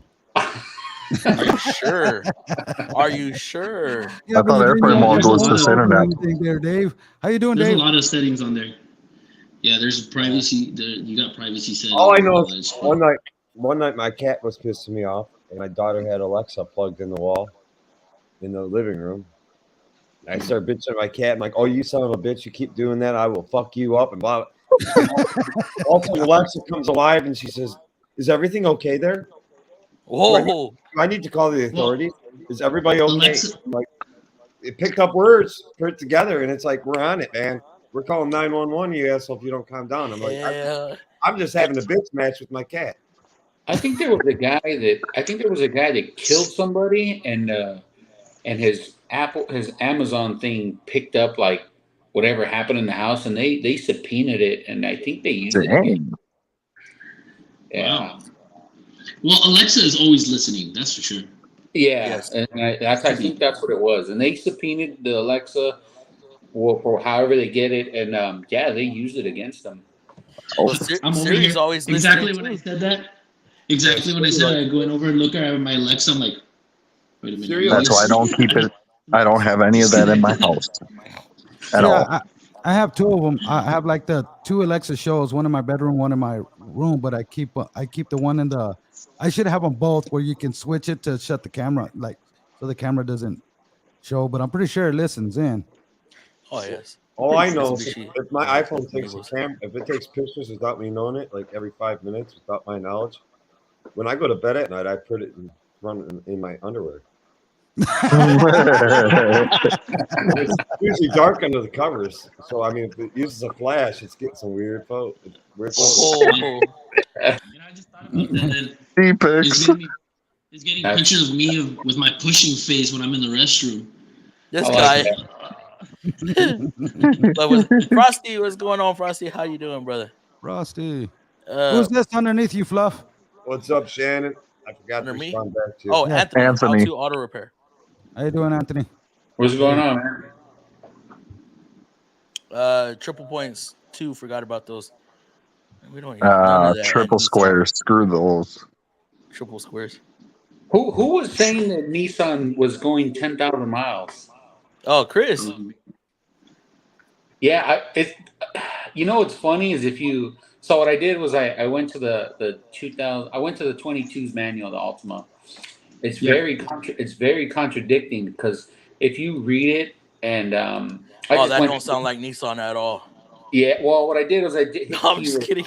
And I looked through it, and it's crazy because it tells you, like, don't go over 75,000 for the regular engine, and then it tells you don't go over 10,000 or a year. They're not necessarily telling you. I mean, obviously, I don't believe there's any oil on earth that you can go 10,000 miles without something happening.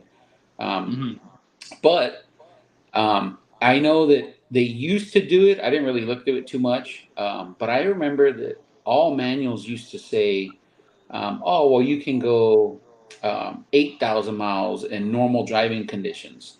But then if you looked over it and you looked at severe, you would look at severe, and severe would be like, oh, don't go over 3,000 miles. Everywhere is severe unless you live in the country where you got to drive 30 minutes one way just to get somewhere. We have stopping for traffic. We have stop signs, stoplights. That's all considered severe. What's the thing of it was, it's not so much that I think that we should do 10K, but that the periodic maintenance on the electronic ESM, when you go onto our assist, it says 10K. 10K is when you should be doing the oil changes. I think I was reading that, and it was telling you can't even change it manually. What do you mean by that? You know what, Chris? You're fucking right, you can't change it. You can't change so. You know how some cars you could change. Ultimas back before this year, a couple of years back, you would be able to change it like to 3,000, 5,000, 75, whatever you want. You can. You could still do that. that. So there's three now. So there used to be just 2. This oil change. Well, I'm lying. When it came to oil change and tire rotation, it just said oil change and tire rotation. You could put how many miles. But now it has an oil reset system added to there, and that'll put it at 9. System. There you go.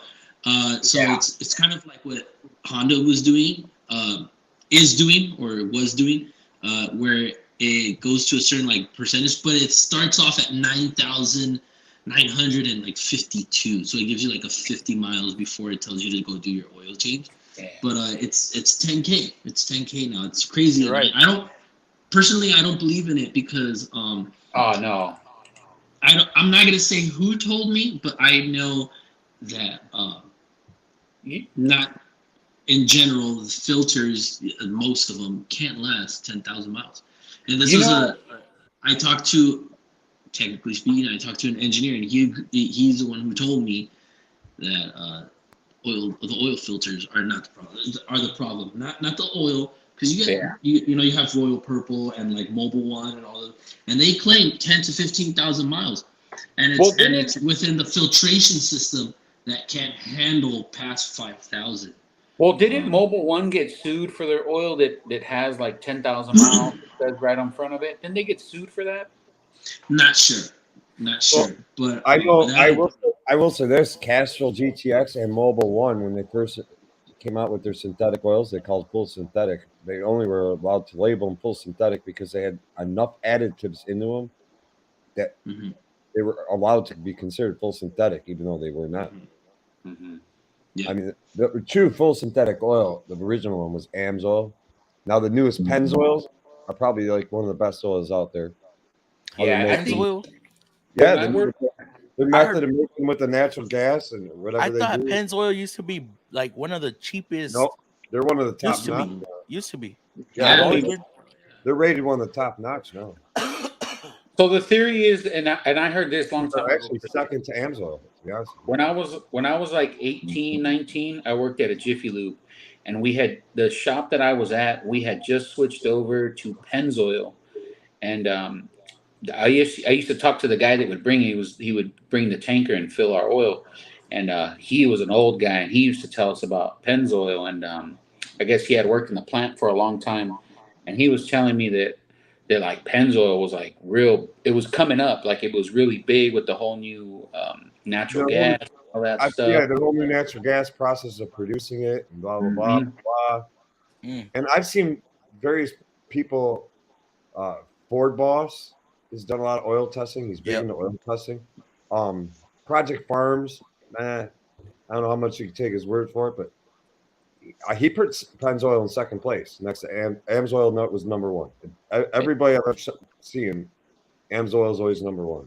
Me personally, I only use Pennzoil or Castrol, and that's just because you could get them at Walmart. And me personally, I like that. I think they're all good oils. I don't think you're going to notice over the lifespan of a motor a big difference between what oil you use, as long as your service interval is within reason. Well, and that's the other thing. So, like I was saying, you can buy Walmart semi-synthetic or full synthetic oil. That's their house brand, and I'm sure you'll just be fine for hundreds of thousands of miles as long as you use change intervals properly. You know, don't try to run for 20 grand. My truck holds 8 quarts of 0-20, and I still change it every 3,000. And that's just because I know what some of these engines look like when I used to take them apart. And, you know, they were only at 50,000. Yeah, they were only like 50,000, 60,000, and they look like shit inside of them. Just because people were changing them at, you know, they're like, oh, I got 8 quarts, so let's go 8,000 miles rather than, you know, 5,000 miles or whatnot. So they were basing their mileage off of off of their volume. Well, you know, and that's the other thing too, is I noticed. So, like in Arizona, our dealer was recommending services just because of how hot it was out here. So they would change. It would vary by dealer. So, like let's say you know, your hoses. They were recommending every 5 years or 100,000 miles. I'm sure in the manual it's not 5 years, but they were recommending. They were telling people, oh, you know, it's hot out here, this and that. You should change them earlier than what the manual says, you know. And then you would go to another dealer and they'd have a completely different recommendation. Anthony, you said Mobile One got sued for their 10,000 mile deal. I heard something about it. I don't know how true it is. Okay, because I'm reading right here. It says right here on synthetic oil, can it really go 10,000 miles? Yes, in fact, some synthetic oils can go far longer. Amsoil Signature Series is guaranteed for 25,000 miles. Mobile One annual protection is guaranteed to go 20,000 miles. Mobile One extended performance is guaranteed for 15,000 miles. So if they got sued for their 10,000 mile guarantee, but see, that's like double the ante and like double down. Does it say anything about what filters to use?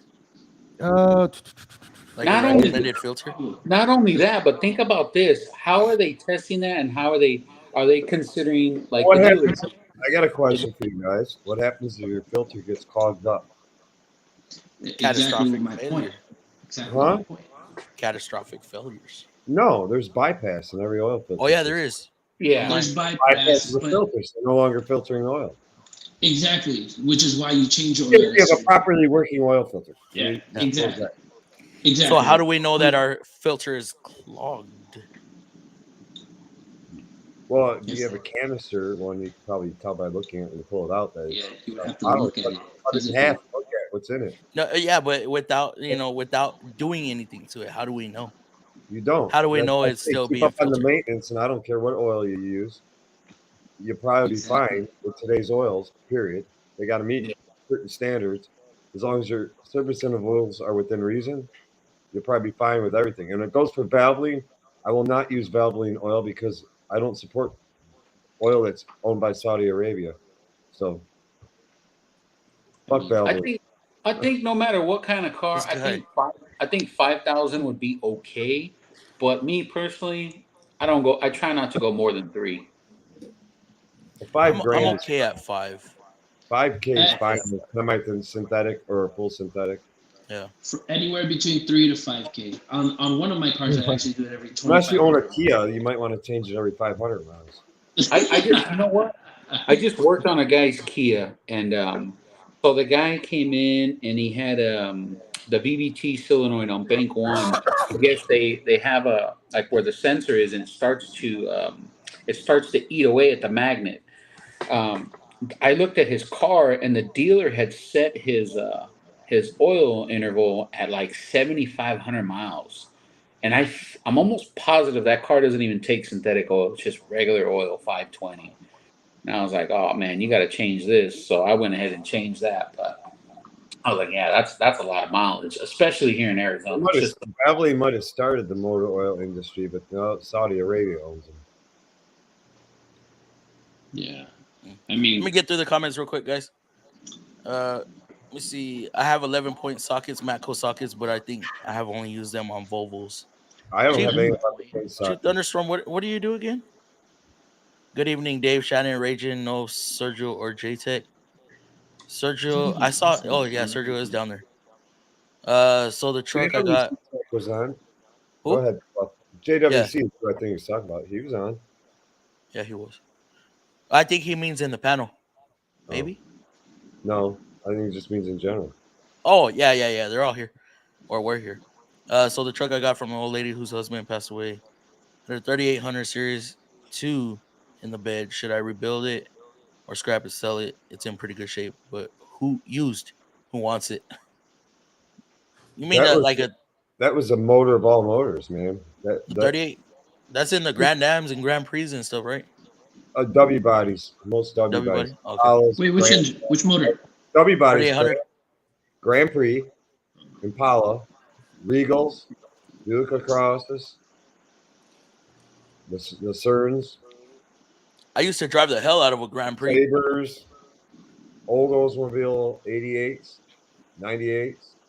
No more Pontiac though. Well, I would smoke the tires on a Grand Prix when I would use it. 3800 was considered a great one. The great one. Right, DLC? It would run forever. What's that? I would smoke the tires on a Grand Prix back then. Oh yeah, the old Grand Prix I had. Yep. Yeah, Dave. To go back to your question, Dave. To go back to your question, right here on the Mobile One website, it says Mobile One extended performance oil filters offer the ultimate protection for your engine, especially when used with Mobile One Advanced full synthetic motor oil. Our advanced performance oil filters use synthetic blend media, which leave your vehicle with cleaner oil and an engine that performs better and lasts longer. But it doesn't say there's only a few producers of oil filters out there. Yeah, but it doesn't say how many miles. I'm assuming that their advanced is. I'm assuming because when I read that you could go up to several stages like 10,000, 15,000, 20, 25. So I guess it depends on the kind of oil that you do. That's the kind of filter that you're possibly going to need. Yeah, but if it claims to have better filtration, it will clog faster. So you could possibly be bypassing the filter at some point in time. I agree. I definitely agree. Just like the difference between a strainer and a filter, right? You know, strainers don't get clogged up as much because they have a lot more filtration, but filters that are very fine do a better job of filtrating, but they get clogged faster. That's true. You know, so it's the same. So it's kind of an oxymoron, right? Because the filtration is what keeps your engine, you know, from messing up and keeps your engine clean. But at the same time, for it to last longer, it would have to filter less or get clogged less, or physically be bigger. I guess you could say it would have to be a much bigger filter. And Fluff, how big are our oil filters? How big are they? I think the other thing that we're missing. They've been the same size for 20 years, maybe. Nah, I wouldn't say 20 years because, you know, on the KAs, the KA24s, and the old what are they, the GB18s and stuff that were in the Centras and the Ultima, and the 240s, those were the big filters. The blue filters. Correct, yeah. Yeah, but I look at the Ultimas, the Maximas, the Frontiers, the Armadas, the Titans, you know. Frontiers are slightly bigger, you know that. On the trucks, but that's only height wise. So it's still bigger. It's still a bigger filter. I have no idea. Who are the big manufacturers of oil filters? You got Not sure. That Champ. I can't tell you. You got Champ probably. Champ is a big company. Purolator. I know about Purolator. What is that other one? I don't know if they're even the same. They might even be the same company, Champion. Yeah, Chris, and to answer your question right here, I scrolled a little further down. It says applications. Mobil 1 extended performance motor oils are recommended by ExxonMobil for all types of modern gasoline-powered vehicles, including high performance, turbocharged, supercharged, multi-valve fuel injection engines found in passenger cars, SUVs, light vans, and trucks. Mobil 1 extended performance motor oils provide guaranteed protection of critical engine parts for up to 20,000 miles or 1 year, whichever comes first. It's saying that the filter can go 20,000 miles? It doesn't say it just says the application. That's all it says under application. It's just saying that it's compatible with the oil, but I don't think there's one oil filter out there that says, hey, I can go 10,000 miles or 15,000 miles or anything. A&N was one of the filters that got the worst reviews on the stuff I've ever seen in my life. Wix is also a big manufacturer of filters. I don't know who the parent companies are. I don't know who makes AC Delco's filter. I don't know who makes Nissan's filter. I've never even actually thought about who makes them. I don't know. I've never dug in it. To be honest, I think whoever makes Nissan's filter is the same one that makes the Honda ones. Well, I'm sure whoever makes, like, say, the Napa Golds, they're probably equal to the OE filter. Possibly, yeah. They probably run I assembly line and OE though. I always go OE, but yeah. And I think Napa Golds are just Wix filters too, I believe. Wix, that's the other one. Dude, I was trying to think about which what the other one is, and I was like, we have one. We have used cars come in, and I was like, what's that filter? And you just said right, Wix. I was trying to get that one. We use what the fuck do we use from O'Reilly's? The import. No. What's the ones that come from over there? From O'Reilly's. They're white with red lettering or black lettering. They're like Quest. No. Are you thinking of like Duralast or something? Mighty Guard. Oh yeah, I forgot about those. We use Mighty Guard. It's called Quest.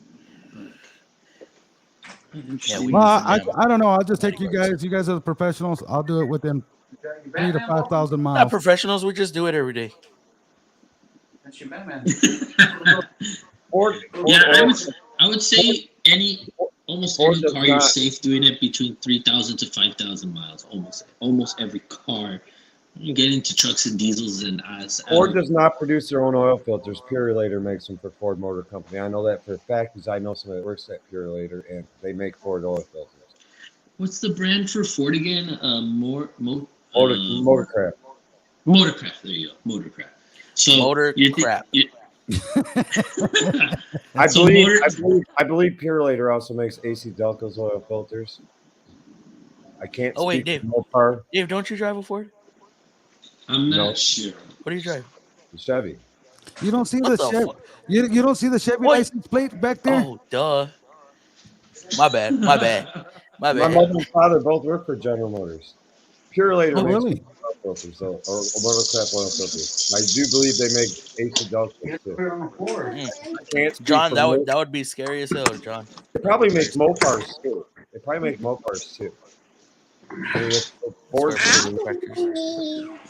I'm not. That's all I know.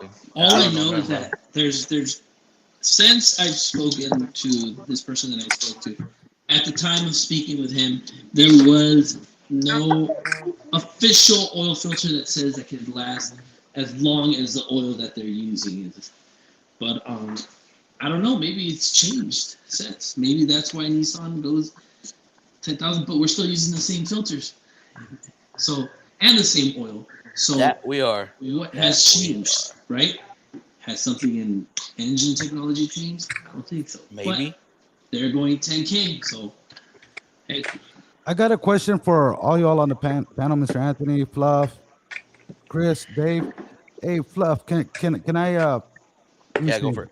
Okay. I want to get your, and this goes also with the guy in the live chat that didn't know what he wanted to do, computer technology or whatever he was saying.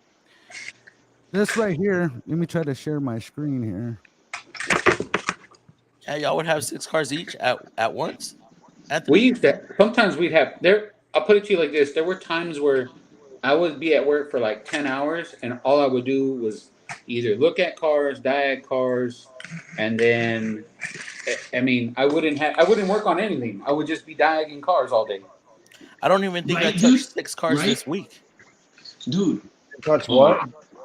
But you've reached those moments, Fluff, where you have, like, let's say you're diagnosing cars, and let's say you're getting stuff approved, but they keep giving you cars that you have to diagnose, and you can't get to the actual heavy line work to actually. You can't even get to the first car that you diag. Yeah, that shit gets Exactly. annoying. And they're like, you haven't done it yet. I was like, wait, dude, you keep giving me cars to diag. Well, that's when I say, nah, leave me alone. Yep. That's how I would. At some point, you have to say no. Go give it to I don't another like person. saying no. I don't like saying no. I tell them, oh, sorry, go ahead. I used to just go give it to my guy that he was the other diesel guy, but like, hey, bro, you need work? You got time for work? Because I got too much. Like, here you go. And if he would take it, usually he would take it because he always had an apprentice. So he would take it. But if he'd say he had too much work, he'd be like, nah, go give it to the team lead and see what he wants to do. Yeah. But yeah, I mean, there were times where we had, I mean, it sounds dumb because you're like, oh, I got too much work. You know, you want work, but there's a time. Yeah. Where you can't, like you said, you can't even work on the first car. They get used to that shit though. They get used to it and they expect you to do it all the time. I used to be like that. I used to be a yes man. Now I'm like, hell no. You see, I'm doing something. Nope. I would just tell him to get away from me, man. Because when it's gravy that rolls in, are you gonna come to me? Fuck no. You're gonna go to the person you like the most.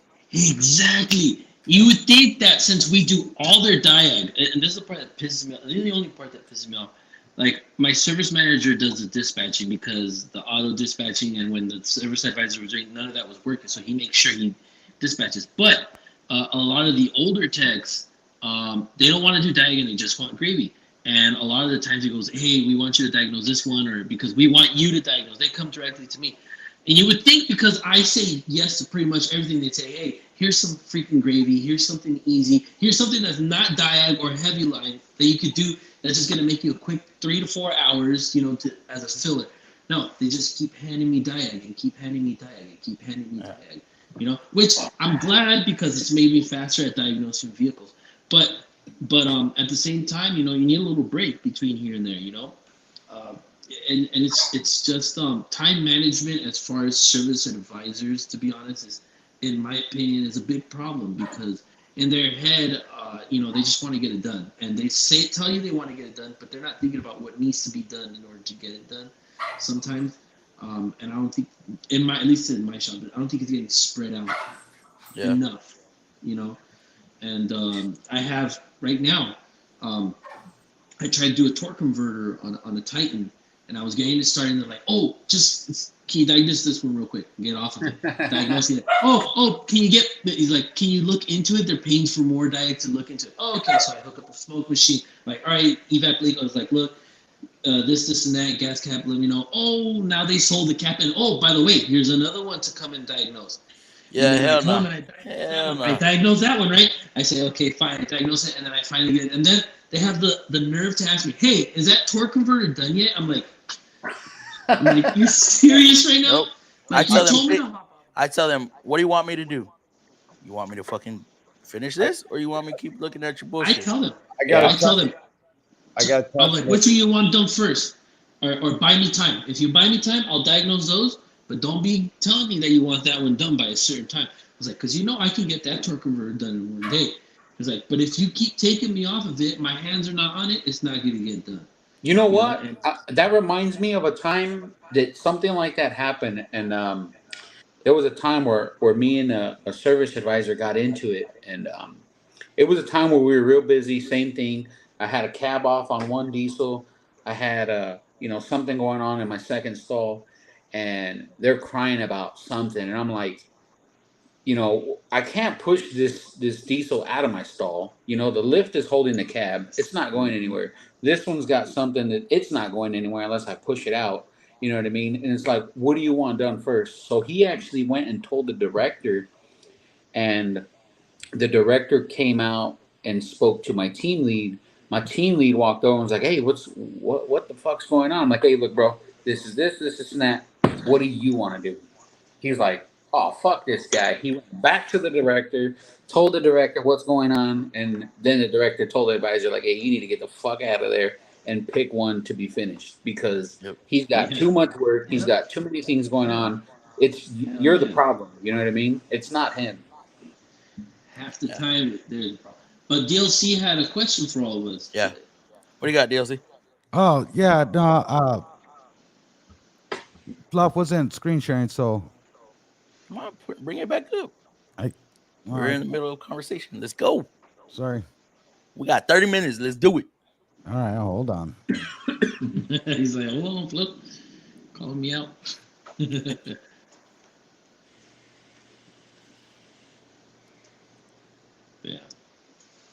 Time management needs to be improved in every shop.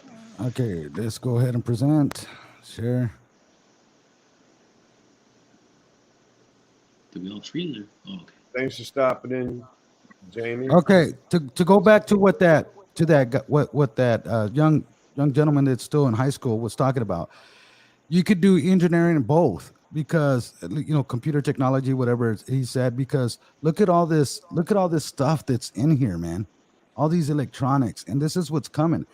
And you see this, and this is, I don't have the sound on, but it's an actual car. And check this out: the wings actually stick out, and it actually flies. And you can run it. Yeah, you can actually fly this thing. Of course, you're gonna need a pilot's license, and the wings actually, you press a button and the wings come out. Now the POW V, that'll be on here next. It's pretty. It's not as cool as this one because the POW V, you actually got to take it somewhere, and then you got to pull the wings out and all that other stuff. But the POW V also uses, not only is it EV, but it also uses fuel too. So how is that going to happen? Well, why would you need a pilot's license if your car can fly? It's not my fault my car can fly. I know where to land. I mean, I know where the White House is. Yeah, and you'll see how you got it. How the other one was awesome because you hit a button and the wings come out. You'll see here in a second the way you got to manually pull the wings out, and yeah, watch. See, look how weird that looks. I like the other one better. But see how you got to manually pull everything out. See that? The first one was definitely better. Oh, yeah. What the hell? Centrifugal? What the fuck the theater for, Lakes? Yeah, so I just wanted you guys' opinion because this is possibly the future, and just wanted to get you guys' idea because like the POW V it is electrical, but at the same time it has fuel in it. It doesn't and have if they're gonna get rid of fuel, if they want to get rid of fuel, then why create a vehicle like that? And it doesn't have a flux capacitor though, does it? It does. It's a 2-seater. No, does it have a flux capacitor? I don't want to end up at 18. I was waiting for DLC to be like, "Oh yeah, I think so." I don't want to wait. I don't want to wake up and find out it's 1885, and then I'm out of fuel, and they don't make fuel for 100 years. That's funny. I just saw 2 and 3 today. 88 miles an hour. Horses aren't going to work. Yeah, so I just wanted you guys' input, being that you guys are in the industry. Personally, there's technology out there that the average Joe has absolutely no idea about, that all our governments, not just our government, we keep quiet. But there's definitely technology out there that is insane. What up, boys? I'm at the theater watching Flight 8. You enjoy that time, Lakes. We'll catch you next time, brother. I call that bullshit, Fluff. I mean, you're trying to tell me the Flash is more exciting than the Fluff? I mean, I call bullshit on that. You're gone on Friday night, buddy. It's not about the show. It's about the time spent. I personally think we'll never probably fly. I know. But the Flash, Fluff. You had to make a choice. Yeah. For the Fluff. I could be Flash too. Y'all see the way I speed up my videos. True. Hey, Sergio. Let me kill these comments real quick. Oh, okay. Go ahead. I'm a diesel tech, and it's simpler than regular automotive, just heavy. But just diesel's not for me. Killer kills. Send the email. What email, John? He wants to join in. Oh, did you? Gemini Automotive. Still in. Actually, I'm gonna be shutting this down real soon, John. So catch me next time, bro. because I want to try to get through these comments. Because it's already 12. Me and my old lady have to work tomorrow. Still in. Me too. Still in, bro. Y'all got a party going on live. Hell yeah. Hell yeah, Gemini. I like Rachel's comment. That's interesting. What are 11 points? My 11 point are Matco. That's They what are I'm older. saying, Dave. Damn. I think Don't they have to be increments of like at least 6, some sort of increment of even 6? I'm sure he or- meant But they're saying it's a special tool type deal. Justin brought that up, I think. Hey, Gemini some wants you kind to of RBRT Vogue, thing? Chris, with your beats. Yeah, Vogue, bro. Vogue. Vogue. Yeah, the Madonna thing, Vogue. How do you know how to do that, DLC? Dude, I grew up in the 80s. Ah, yeah, okay. Yeah, I Brother, grew Vogue. up in Did the the 80s, Vogue so with I the didn't Beach know by it. Apple. I grew up in the 40s, so I Just like believe that. Oh, there we go. There we go. All right. I know and have the scars to prove what happened when you really go to over handlebars. Oof, yeah. Screw Apple and they grab their phones, take pictures every 5 minutes without your knowledge. At least get a good picture. Shit. Dave sounds like he can't be wrong. Dave is actually pretty smart. Killer kills. Holy shit! I didn't know Biggie, famous rappers, was killed inside Chevy Tahoe. Yep, that is true. Wait, what? no, you Nah, misread that hell nah, Frank. comment about. He's killed. Where he's talking about Dave. I have a weight problem. You misread that comment where he's saying, "I sound like I can't be wrong." He was saying that I the guess other guy they're sounds saying like he'll never be wrong. Who? Dave sounds like he can't be wrong with anything. Oh, that's a different comment. I don't know why or maybe That was a different I one. mean, I don't know about that one. I got a pair of Beats and they took a shit in like 2 weeks. I'm wrong all the time. Yeah. L. Wait, what? I put Linux on my MacBook Pro. Dual boot with Windows 10. iPhones even on airplanes still take the pics and send them later. Eesh.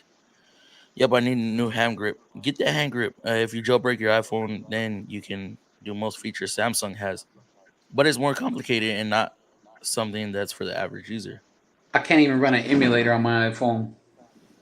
Ooh. Do you have a part number offhand? GGH. Mechanics give phone tech advice, Scout.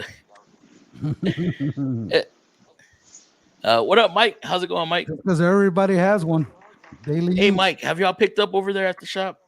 I know we're putting down. We're not picking up. We're putting down. You're still slow? Oh, bro, I don't think that's a explanation. Damn, that sucks, man. It's bad.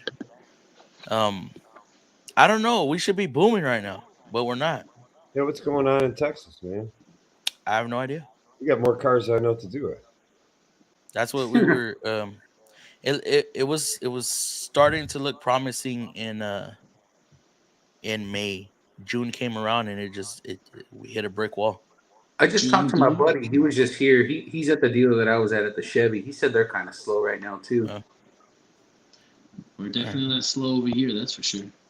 You want to send some of that stuff this way? And what's funny is this is transmission season. Yeah, this is AC season and transmission season. Man, it's another thing. Well, actually, that one I have to talk to you personally about that rogue that I sent you of the stuff that I found in the combustion chamber. But they're giving me a hard time about that. Really hard time. Our DTS is going to come down. Oh shit! And look at it. I'm like, even better. I don't have to deal with PCC out of your hands. Yeah. Yeah, exactly. Damn, quick wrench. You do all that, bro? Yeah, I mess with all kinds of shit. Damn. I'm not as good at it now as I used to be because now I don't have my soldering table set up anymore with my Cajun garage. You used to have the glasses and everything. Yeah, I used to have the magnifying glass and all that. Damn. I don't have have a vehicle that should be waiting for oil changes or semis. Always like fixing wire repairs, but I sucked at soldering. Why do we have an echo going on? I don't know. You guys getting an echo too? No. Probably me. Slight. Probably. Now that you said something. Hold on. Slight. Let me mute myself. It's light. It's nothing to worry Yeah, about. it's real slight. I think Dave just has supersonic hearing. Dave's not wrong about anything. He's got Dave's right supersonic about hearing. everything, bro. I know. Oil is oil. Schaefer's is another top oil. They use Molly. Schaefer's? I've never heard of that. Let me see. Jack of all trade, master of none, but still better than a master of one. Actually, he is a master though. JGH. I think. It's a saying though. At least that's what Dave says. What? That you're a master. You want to see it? No. Whoa. Wait. What? Whoa. No. Penzo likes Quaker State too, right? Dude, I forgot about Quaker Steak. Penzo makes them. Yeah, they're owned by Quaker State. Penzo. Green bottle, right? With the Q. Mm-hmm. Let me see. I use old school STP. Stupid? I'm just kidding. I knew it was coming. I was like, oh, he's gonna say something. I don't have a problem with STP. Valvoline. Happy Friday. Oh, look. Wrenching Mafia. What's going on, bro? Hey, Wrenching, that video you did of the oil filter. Got some good views, brother. Got some good views. Which it one didn't was work that for me, though. With the oil filter, though? Man. Punching the hole in the Yeah, oil there you filter. go. Man. That's the one. That's the Dude. one. Dude, I did that shit confident as hell. I was gonna comment on it. I was like, "Don't you want to make sure it turns a little before you punch a hole?" But I was like, "Oh, all right," because there's some that are really difficult. Some are really difficult. But I was reminding myself about the one that you did with the rear diff, the final drive. Doing the top one and then the bottom one, and I was like, "Nah, I don't want to get something started." I was like, "I better just keep my mouth shut." But but yeah. Yeah, I got my hand. Keep it clean. In the comments, they're telling me, well, I shouldn't be a mechanic if I don't want to get oil on my hands. It's a fucking oil change. There's no need to get oil on our hands. I hate getting oil. You gotta go to wash station, wash your hands. It's just a fucking oil change. Like, what are we supposed to be doing? Like, lathering up every time you do an oil change or something? Like, just. And they told me put gloves on too. But my buddy, I don't think they've ever gloved up in 110-degree weather. My buddy actually had a sink in his stall. That was pretty cool. Must be fucking nice. Wow. Man. Yeah. Well, it was his was like the corner. He had like a corner stall of the whole shop, big shop, but he was in a corner, and that corner specifically had a sink and everything. I'm gonna do a video of DLC changing his oil on the S10.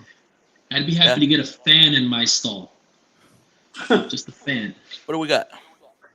Oh, this guy. Oh, you can actually show. Look at that. I don't care about A1 through A8. Boom, Look at that boom, L1. Boom, boom, boom, boom, boom. Look at that L1 though. It's got all of them. Here, let me steal your AC. Yeah. No, she right there. Name. Quick, name. Dave. My right name. Oh, you bold. I don't give a shit. Well, You are bold, my dude. Not only does he know everything, he's got supersonic hearing, but now he has no fear. He's mastered. I have no fear. I'm the meanest Polak Italian in the valley.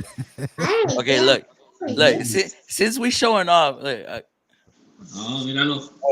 can bring it back up.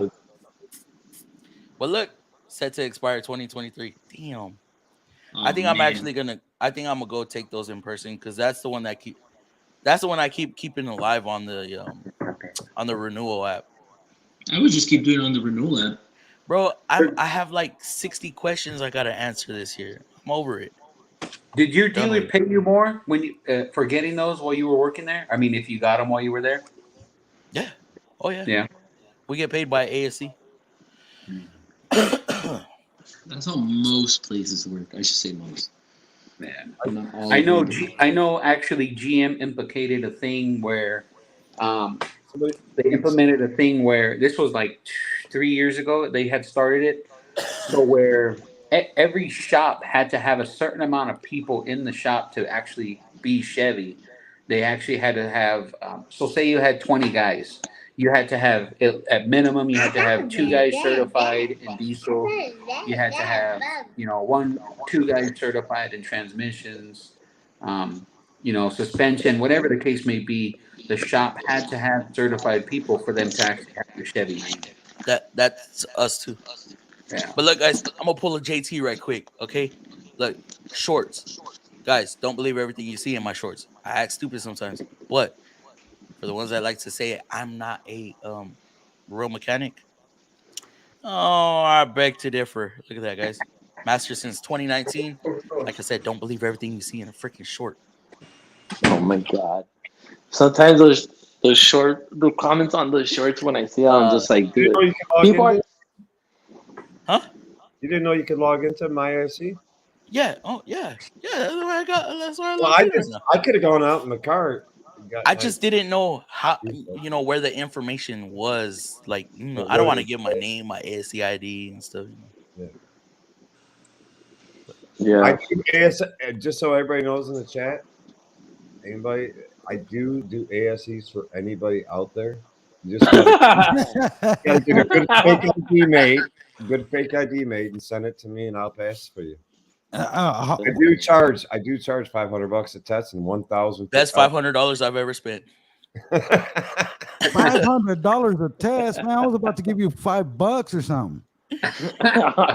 $5, go get pat down in. For $5, for $5, you might write down the answers on your forearm, but yeah. But I don't think you'll take the test all day. Yeah, I don't think you'll take the test for you for $5. Dude, it ain't worth $5 for me to walk in and have to get pat down and put my shit in a locker at Prometric and lift my pants up so you can I don't even think it's worth the gas. Yeah, no, for $5. I showed up the last time. They're like, dude, you're 15 minutes late. I'm like, don't worry about it. I'll breeze right through this. You trust that wrenching? The whole 1 year, 10,000 miles. Now, since I drive a Chevy, we don't go based off of mileage. We go based off of what? Dave knows. Anthony might know. You go based off ELC should know. Shit. A reminder. I know, like the truck. Now they have those. Mine just has a percentage. There you go. Yeah, oil light percentage is based off your driving habits that the computer calculates. And it says replace or perform at 20%. At 20%. Yeah, I think it's 20%. Yeah. Hey, Fluff. But you know what? But that's all based off of. I think it's based off on the computers, like cold starts, how many starts, and idle time. Yeah, idle time. I get cheated, bro. You I get get 100 cheated. miles an hour. As soon as I said it, I start driving, 99. What the fuck? Yeah. Yeah, but You know here's what? the thing, I don't travel much, so I used to have one. There was one that would go to every 98. year. DLC every year. Timer mileage, Chris. Timer mileage. To a certain extent, yeah. To a certain extent, yeah. I mean, agree to disagree. I think mileage is more important than time, though, for sure. No. I mean, if you're at the, idly if you're at the 6 months or 7 months, if you do it 7 months out, I don't think it's gonna make a difference from the because we do the original was 5,000 miles 6 months. If you were to go to over the 6,000, I don't think anybody would even care. Like, how do they calculate 6 months to 5,000 miles when it shelf life of something? When it used to be 3 months, 3,700 miles. Again, some kind of has to do with oil life or deterioration or shelf life or whatever the hell that it is. Once you get into getting heat cycles and all that shit. I don't know. I don't know all the technicality. I don't have all the answers to that, but it's just somewhere along those lines. They decided. But Dave might know. He knows everything. Valvoline started the motor oil Chris, industry. man, because I've had I got my GMC in 2021, and Are you sure about that, JGH? And I've only had 2 oil changes, I believe. I only got like 10,000 miles on it. Castrol. Damn. Hot weather. I don't travel, bro. RW30. I work 6 days a week. Change well every month. Yes. Damn. More often than needed, but still runs like a champ. 91. Damn, that thing still runs. I would do it every year then. If you're not going up to the mileage. What do you think? I wouldn't do it every 6 months because, either way, most oils can last way more than that. And at that point, if it's just sitting, it's not going through the filter. You know what I mean? So I don't travel. Now, y'all tell me if I'm wrong here. Being that I stay on the old 3,000 mile. You're wrong. 3 to 4,000. Does oil matter if I'm staying with that? Okay, does oil matter about what? If I'm doing 3,000 mile oil changes, does it really matter? To be honest, for regular driving, going to work or going on the freeway, for regular driving, I don't think so. No, I mean, if we're talking like endurance racing and drag racing, of course, no. Of course, I'm gonna say, but every day, oil after every race anyway. Exactly, but no, I don't think it matters. It's when you're trying to extend the oil life, is where. Well, are you talking about brand specific? It depends, right? Cheap oil versus like bulk oil versus a freaking full synthetic. It depends. Does it matter if you're staying? You're changing it regularly. Let's for Dave right here. He knows everything. Let's use this example, Fluff, on a dig engine, on the original one, the Juke. Right? Basically 12. Hey, would you use conventional oil on that one? Because it also has to do with breakdown. It has to do with breakdown, right? Yes, I know. On a turbo engine, it runs hotter. That's why I say dig engines. Depends. I don't trust the freaking 10K oil changes. I don't trust the 7,000 mile oil changes because of the hydrocarbons. I don't trust the 10K oil change even on the Sentra engines. Those from the 13 to 19, those engines, not the transmission, the engine. That thing. When have you ever replaced one of those? Ever? Like on the NA ones, the 1.8s. I don't ever think I've even seen one sludge. Never. I've seen they never sludge. They never sludge. They never break down. They have issues outside of that, but those engines go on forever, and I don't know why. I don't know. They did something right there, but what engine? The 1.8 naturally aspirated engine in the Nissan Sentras from the years 2013 to 2019. I think it's the MR. You got that motor right. MR18. Toyota got a few 4 cylinders right. Yeah. Honda's got many 4 cylinders right. It doesn't sludge. It doesn't. They never really have engine issues. Now there have the 4.0s. The 4.0s, you already know, oil galley gaskets and stuff. It depends if you maintenance them right. But I'm talking about whenever you sludge. Oh yeah. Well, engine slushing issues. Engine slushing. Like when you say engine getting sludge in it. Sludge, yeah, exactly. We've never seen sludge in one of those engines. It's not always. It's not all about the oil and the maintenance, the type of oil you use. Many engines have been known to have excessive sludge in them due to the fact that their PCV system sucks. So it's not getting that. It's not getting that. What am I trying to think of? Blow-by gases. They're not getting hydrocarbons. Hydrocarbons. Yeah, they're not getting out of the crankcase fast enough. Like a 3.6, the original 3.6 GM. Tell me if I'm wrong. And Dave, you work on everything, right? Yeah, you work on pretty much anything. Bank 1 would sludge up like a bitch.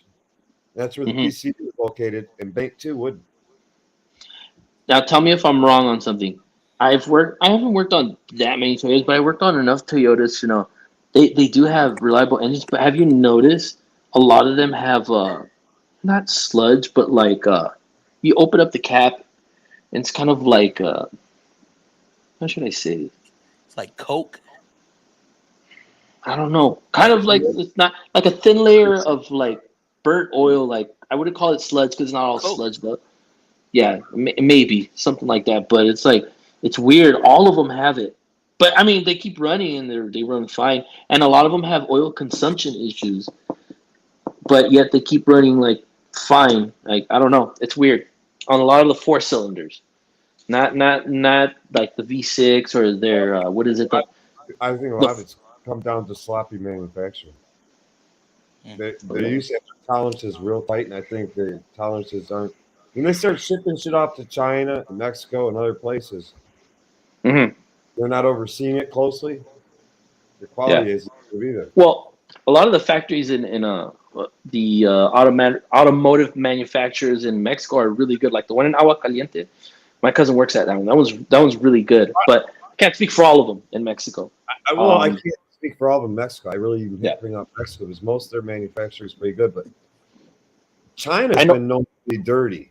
They've been known to like get supplied steel by auto manufacturers.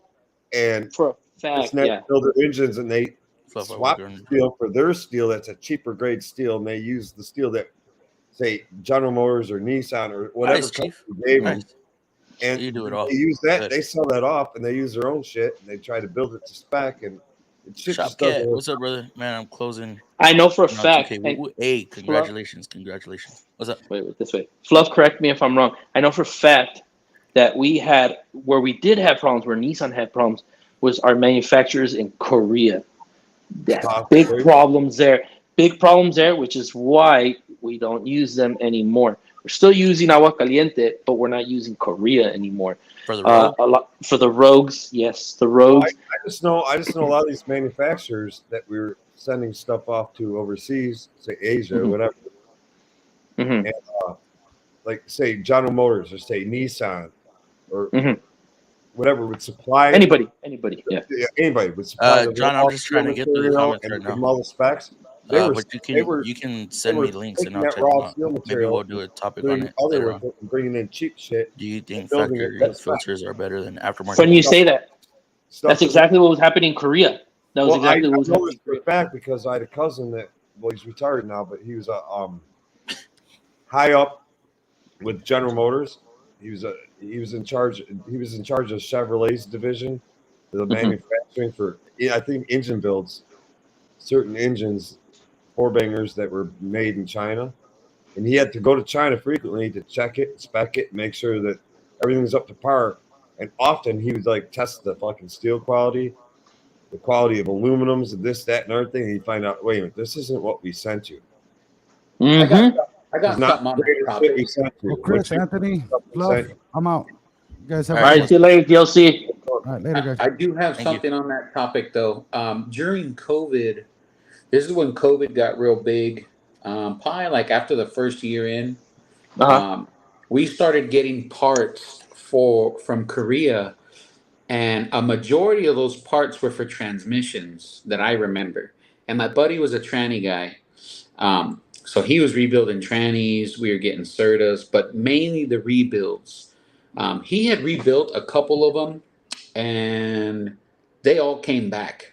And within time, they all came back. And it all ended up being the same part.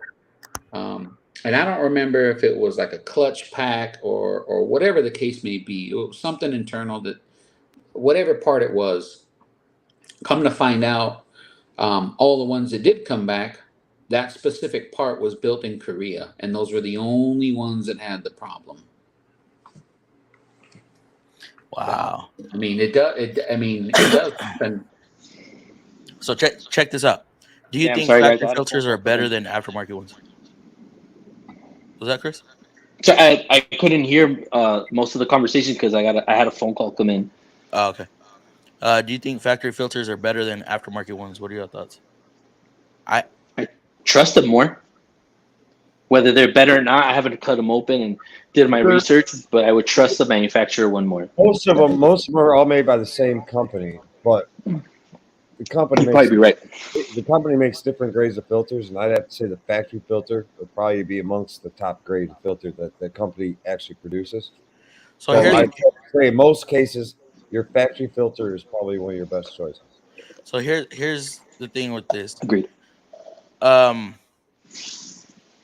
If the manufacturer didn't think it was, because of course we don't want We don't want to replace parts under warranty, but we will if there's a manufacturer defect. So with that being said, if they wanted to put shitty filters on it, that's going to cost the company more money. Exactly. Yeah. If that makes sense. Just say, I'm going to throw an example. You have Napa oil filter and you have Napa Gold. Both made by Wix. Both made by Wix, but the Gold is better than the standard Napa filter. Now, say Nissan's oil filters just say happens to be made by Wix, which is owned by MAN, I believe, same company. Mm-hmm. The old Purolator and Champ. I'm sure that Nissan oil filter would be equivalent to a Napa Gold. So if you buy a Napa Gold aftermarket oil filter, it's probably equivalent. I bet if you cut them open and sliced them down and checked them out, they're the exact same filter. But they do not use the cheaper line of filters. None of the manufacturers I know, maybe Kia does, but none of the other ones do. But you know what? There's they might have more than one manufacturer, because when you get a new vehicle or a brand new engine, especially the ones that come from Japan, the filters are Nissan, but they're different. You know which ones I'm talking about, Fluff? Wait, what? The one that I think that Nissan has more than one manufacturer for filters, because when you get a brand new vehicle or you get an engine, especially the ones shipped from Japan, they're blue labeled. They're blue labeled, and what are they written in? Japanese, and it says made in Japan. What do all the white and red ones say? The ones that we use every day. Have you ever noticed? Mm-mm. Those are made in Mexico.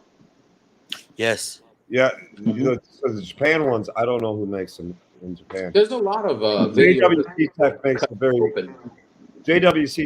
a very good point, because I grab Mopar filters whenever possible with my Dodge vehicles, and the price is about the same as aftermarket. So if anybody in the chat can find links, OE oil filter, an OE oil filter costs about the same as Ford produces their own oil filter at the parts store. Yeah, agreed. You're not saving any money really buying a high quality oil filter at the parts store versus an OE filter at the dealership. Fluff, I work on anything that pays money today. For example, I've done oil changes on vehicles ranging from Honda to Porsche, plastic welding, and Ultima bumper. How do you get paid for doing, like, I guess, custom work for body work? Nissan is however, I don't know. Tsuchiya filters.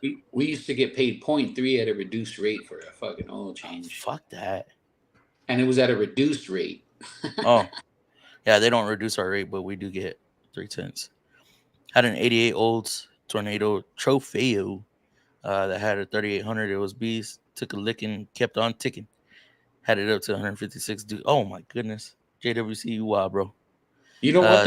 There's a my bad. There's a good video of people cutting open plenty of filters and comparing them. And there's also one of a guy. What he actually did was he dumped some kind of, I think it's like, I don't know if it's like real fine metal. I don't know what it was. And he showed actually with like a setup that that had a pressure of oil and everything through those filters, and you could see all the pressure, you could see everything, and it was pretty interesting. It wasn't Ford Boss Me? I know he does a lot of those.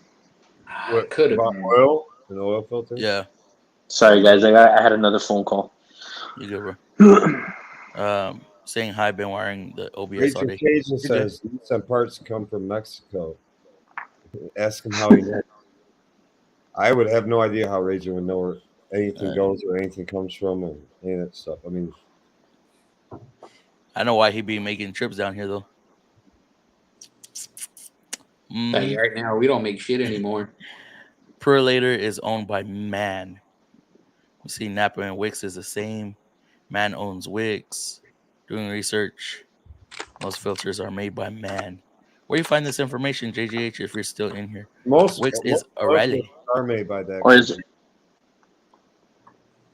See, I used to use Baldwin a lot, and they were very good. Haven't used their air filters or their filters in many years now. Wix makes good filters. I like how. Hold on, this is probably one of the only times that kind of stayed on topic. Because talking about oil changes this whole fucking time for top maintenance, and we've carried this. Wow. Man, and Hummel actually lead Wix now. I think they bought them. Baldwin makes good filters. And just texted me back and told me 90% of oil filters made by Perlator, Champs, Wix, which are really owned by the same parent company. Who's the parent company, Dave? There's two companies. I might be wrong on Wix, but it's Man. It's Man and another company. They're a group. Yeah, I don't know if they are part of. I'm not sure if they own Wix. You see, so I walked in a crappy tire shop to see a dude sniffing oil. What the fuck? He realizes he looks weird, so he tells me he finds Fram filters smell used. Damned if he wasn't right. What the hell? You know what? All right, gonna Speaking hit it. of that, have you ever? Good night. When I did have Fram filters, did you ever notice like they do look used sometimes? Never paid attention. I did it. That's all I used to run on my Silverado. Yeah, I think I don't go long enough to care. Dude, okay, you know, 94 Silverado changes its oil on its own, right? Just occasionally I would change the oil filter. Until I was driving home and I lost oil pressure. Ooh. Oh. I was like, yeah, that 2-year-old oil filter needs to go. But I wasn't driving it as long. So yeah. Changed the oil filter and oil pressure came back. Crazy. Mobile 1 and OE filters smelled fine. Quaker Steak made by Fram stunk too. I don't even like the way they smell.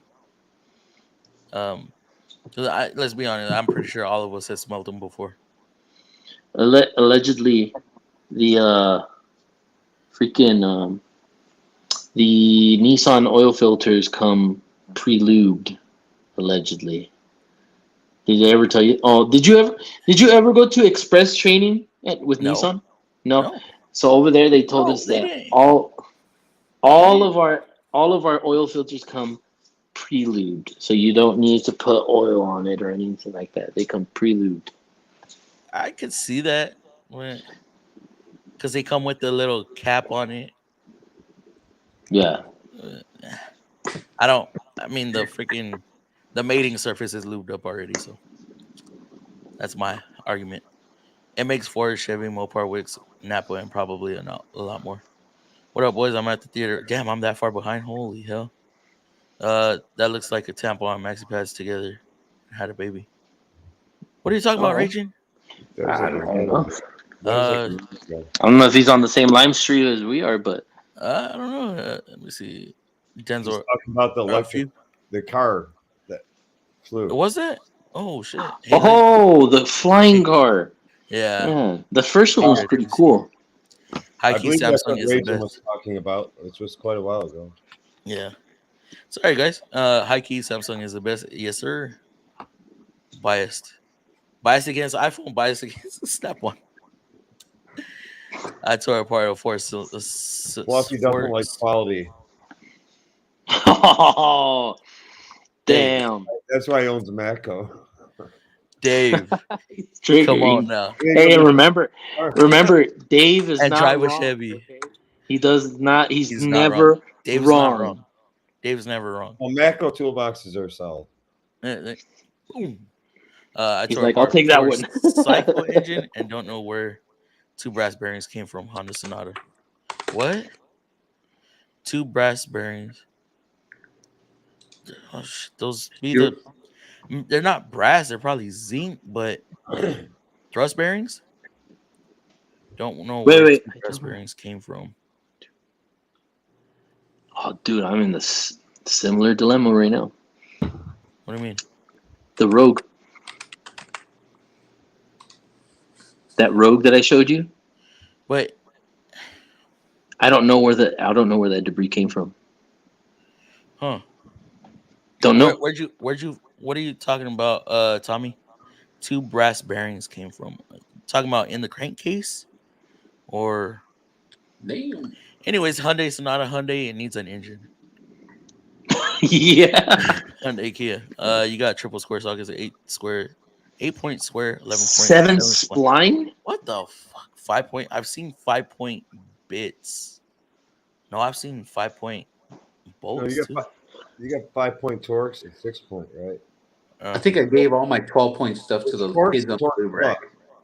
I don't know. Probably anymore. more. That's all I know. Damn, JGH. I'm gonna invent some 10 points. Maybe I'll get some money for it. 10-point socket. Go pass out. Still tired from last night's job. Good night, FFM. Hey, Sergio, sorry I've been lacking on the comments tonight. But you have a good night, bro.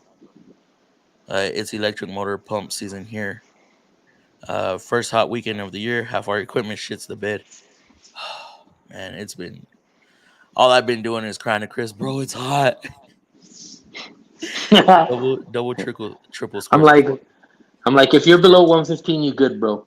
Oh man, if it was 115 here, the humidity will bump it to 130, bro. Bro, you know what sucks? When it gets to around 120 around here, it gets so hot that we get hot, rainy days, like close to 80% humidity with 110, 115 degree weather.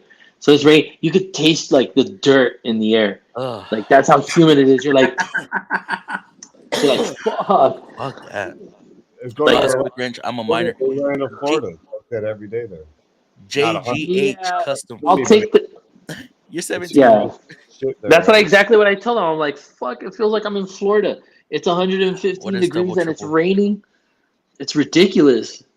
Hot rain. Hey, check this out. Nasty. It's humid. What is a double triple? Mm-hmm. No, yeah, I believe you, Dave. A double triple? 24 point? I don't know. A triple square would be 12. Double would be double 12. 24? Wolf said, what you talking about, Frosty? Hell, just today. I hope early tomorrow. Oh, so y'all picked up. We picked up today, but man, we picked up with bullshit. You know, I had a water leak. I had another one that they were complaining about. Another battery issue. Another one was a key fob issue. And of course, they didn't buy any of that shit. They never do. Yeah, they come in. If it's not under warranty, I feel like they just come in, get diagnosis, and then dude, bounce. The ones that rush you the most are the ones that aren't gonna buy anything. Yep. Because they need their car back. Yeah. I'm like, all right. Oh my god. I did a video saying I hate having oil on my hands after oil change. People said use a towel, use gloves, just clean your hands. Dude, it's just the feeling of having oil, like, you know, it's not fun. Then you got to grab your tools, and your tools get oily. Yeah. Did your shop supply you with gloves? What's that? Yes. Yeah. We use GloveWorks, the black ones, GloveWorks. We were at one point we were getting whatever we could get a hold of because we were using those blue ones. We were using white ones at one point. You go to put them on and they just rip. Like, bro, come on. Yep, that's pretty much what I'm using right now, Flo.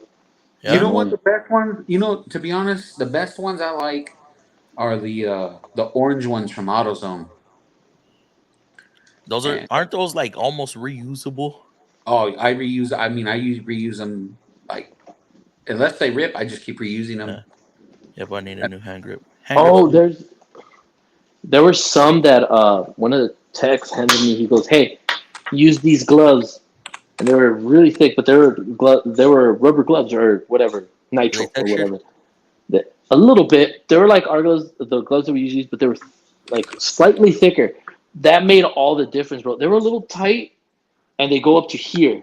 Actually, but they did not break. They did not break the whole. In fact, I was like, when I went to the restroom, I was like, "Fuck!" I feel like just washing the gloves, washing my hands over the gloves instead of taking them off. Yeah. Dude, they lasted the whole day. See, I get little buckets of nitro. Yeah, those are. Those are good. They got like ribbed edges on the feet. Oh, I know which ones you're talking about. Those are like technically made in China, but they're good. They're good as hell. We had a guy come and bring them when they first came out, and they were awesome, man. Those things are I great. know what Turbochargers you're talking about. Those, I love the Turbochargers. To me, they smell like Fruity Pebbles. And then you have the orange scented ones also. Yeah, I like those. They have little ribbed finger in the fingers, but they're not. I mean, if you get the right size, they're not super tight, and they usually don't rip. What all does it take to become a master mechanic? Good test taking skills. That's it. And experience. Like passion for the trade. That's what it takes. You don't know how. You don't need to know how to hold a wrench. Just pass the test. Study and pass the test, and then work in the shop for 5 They years. mean master mechanic by certification or just a master mechanic? Because passion, I'll agree with. Yeah, passion. You need to have the passion for it. Passion to pass the test, Yeah. but you don't want to get your hand if you don't want to get your hands dirty at the same time. Yeah, you I'm know. a pro that way. We had a guy that was engine knocks. Was world Raging. class. You mean they call it? What? GGH. Raging. World class is when you got like certifications by like what, multiple dealers. No, so like at Chevy, the world class guy had all. I mean, you're basically a master in all of ASEs. You basically got all of GM's training and all that shit. But we had a guy that did that, and he fucking sucked. I mean, all he worked on was Corvettes and Tahoes. I mean, the guy wouldn't do anything else. I mean, he just. All I could say is he was good at test taking. That's about it. Yeah, I've met some of those. Sometimes I feel like I'm not even that great. But he's good. Somebody will come to me with somebody will come with me with a freaking issue, and I'll be like, "Oh, just check this, that, and the other," and then boom. Yeah. But when it comes to myself, I like overthink stuff. Yep. Yeah. I mean, I was definitely not the best, but I mean, there were times where I would have, like 50-some-year-old guys that were world class come and ask me for help on a diesel and ask me, what do I think? And I'm like, oh, I like that. Here, you got to do this, try this. And sometimes they get back to me and be like, yeah, bro, you were right. I never encountered that before, By no means am I the best, or do I portray myself as the best. But I know for sure that I can figure it out. Yeah. I think for me, not being in it as long as I was, I think I know enough to definitely get by and definitely I can definitely work in a shop again. You know what I mean? What hinders me though is just being so stuck to Nissan and not wanting to get out of it. There's actually Nissan so comfortable with it. Nissan's actually hiring in my area all level techs, and I was like, I don't know if I want to do that. But Nissan, you'll do everything. That's for sure.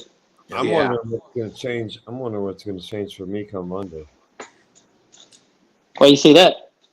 Well, today we got a UPS delivery of 5 scan tools, all the same, from the owner of our company. And for each of his techs, there's 5 techs that work at my store. And all the same scan tool. One thing that confuses me is why he paid for the package he paid for. Why didn't he just get the scan tool? You're moving this. I'll also have the lab scope, the 4-channel lab scope unit with it. But he got us all launch XT, I think 4 or X431 throttle 3. That's the one Turner talks so highly of. Yeah, that throttle is expensive. I think it's like that was the next one I was looking at. I think I'm gonna buy the top down one real soon. But then he commented, "Those are yours. Each one of you get one." And something about pre-scan, post-scans, picture taking, and all this stuff. And he's gonna have our shit set up where we send that shit right to our service desk. And I'm like, "Oh, are you gonna create more work for us? Sounds like it. Pay us for it, or are you gonna pay us for creating more work?" I mean, we're having a meeting Monday, so. You know the cool thing about that is when I worked in an independent shop for like JC Auto. What do you mean crankshaft revelations? Keep going. And there was they were doing that. You would take a tablet and take pictures. My truck is 12K or 1 year, and that's on a well. Diesels go a little longer, don't they? Boring. Raging, you driving tonight? Are you driving? I don't remember. You buy a vehicle that hasn't ran in years, you fill it up, and just get it to run years. Don't matter. You'll be fine. I ran into a LML 2500, and it had 1,000,000 miles on it, original engine. Damn. JGH double triple is basically a 12-point socket. How long were you at GM? I think about almost 4 years. And when was this? The last 4 years. Oh. Damn, man. I need to connect on a freaking fuel tank for the Cobalt. I was about to say, I was like, wait, what? Why do they call them triple square? They're really not triple square. What are you doing? Why does somebody call them triple square? They're spline drive. Stop. It's time for you to make me. I don't know. Are you familiar with that fluff? Spline drive? So double triple is just a triple. What the hell? It's not really spline drive. I don't know why everybody the names for looking for them is weird. Oil is oil as long as you keep oil in it. Normal daily driving. I don't know. I say the same thing, but I won't. It's because I don't push my engines that far out. Let the motors run on way more. The motors are running way more efficient now. You're getting less unburnt fuel and exhaust gas. Pass the rings and guides into the oil. I run blown alcohol and don't change the oil all year. Wait, you're talking about in the what? What is your ring gap? And how many rings are you running? Conventional 2 rings and a oil ring or what? Hey, everybody, I gotta fly out for a minute. All right, Dave. Yeah, I'm probably gonna shut this down. I got like 15 comments left. Yeah. Monterey, California. Oh, whoa, that's weird. True. That was pretty cool. It's the shit and sludge from poor fuel, over lean mixtures, and oil consumption that kills the oil. Poor fuel, overly lean mixtures, and oil consumption.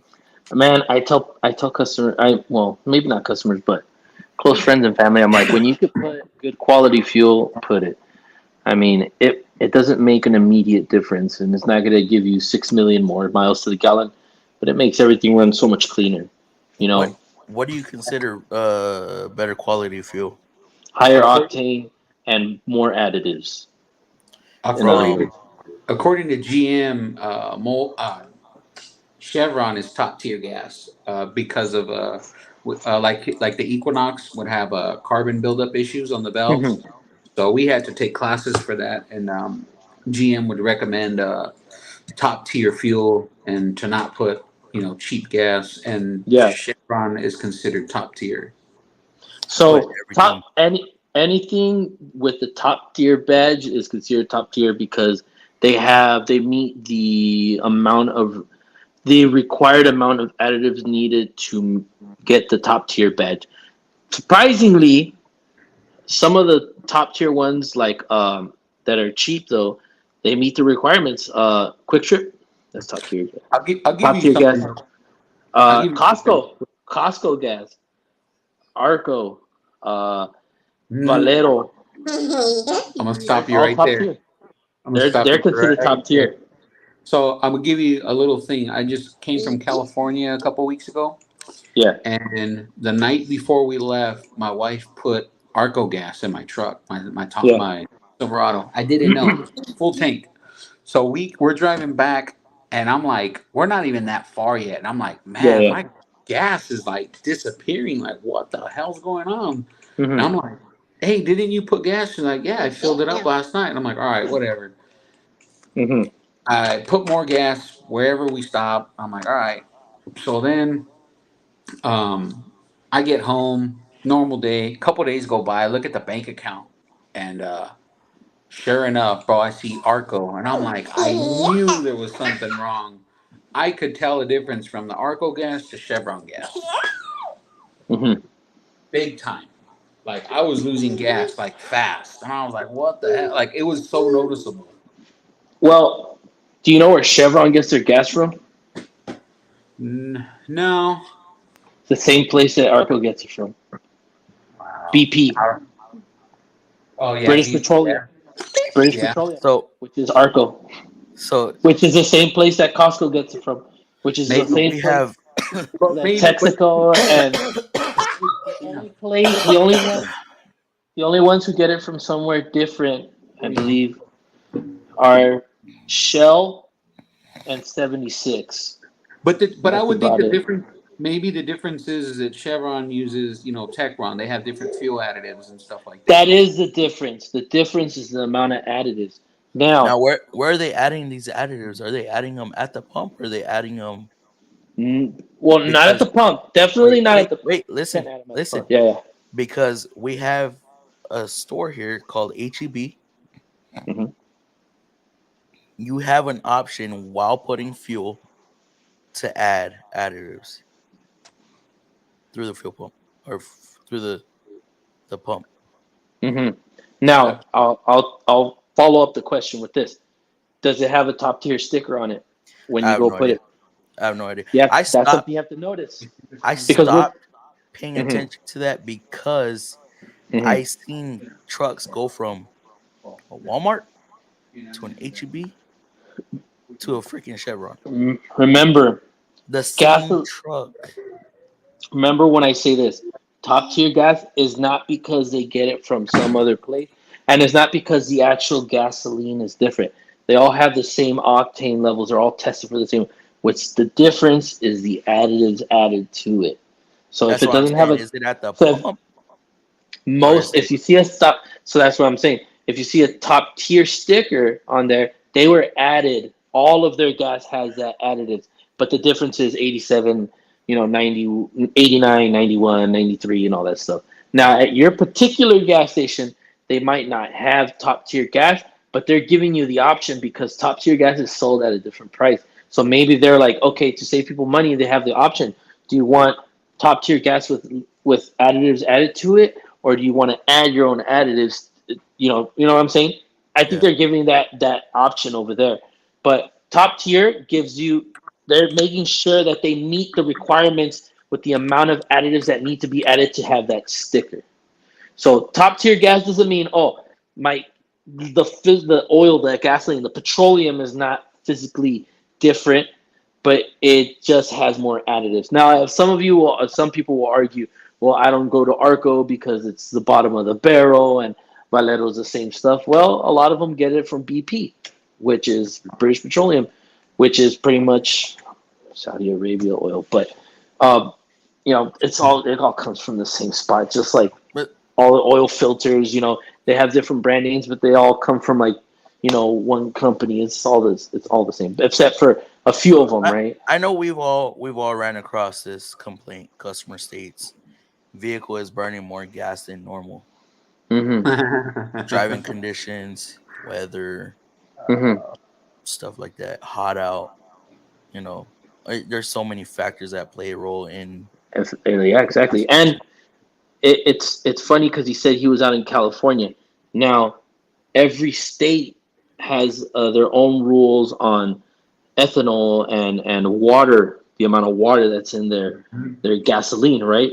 Some of them have a little more or less. I know general rule of thumb is no more than 10% usually, but how they test that out and how they prevent it in some places is different, right? And just like brake fluid, right? It has a wet boiling point and a dry boiling point.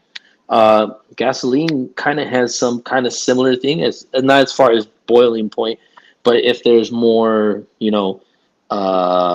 ethanol / water in it, it's gonna run differently, even if it is a 97 octane. Maybe it could be that in Cali, just because they have fucking Cali, yeah, with their standards.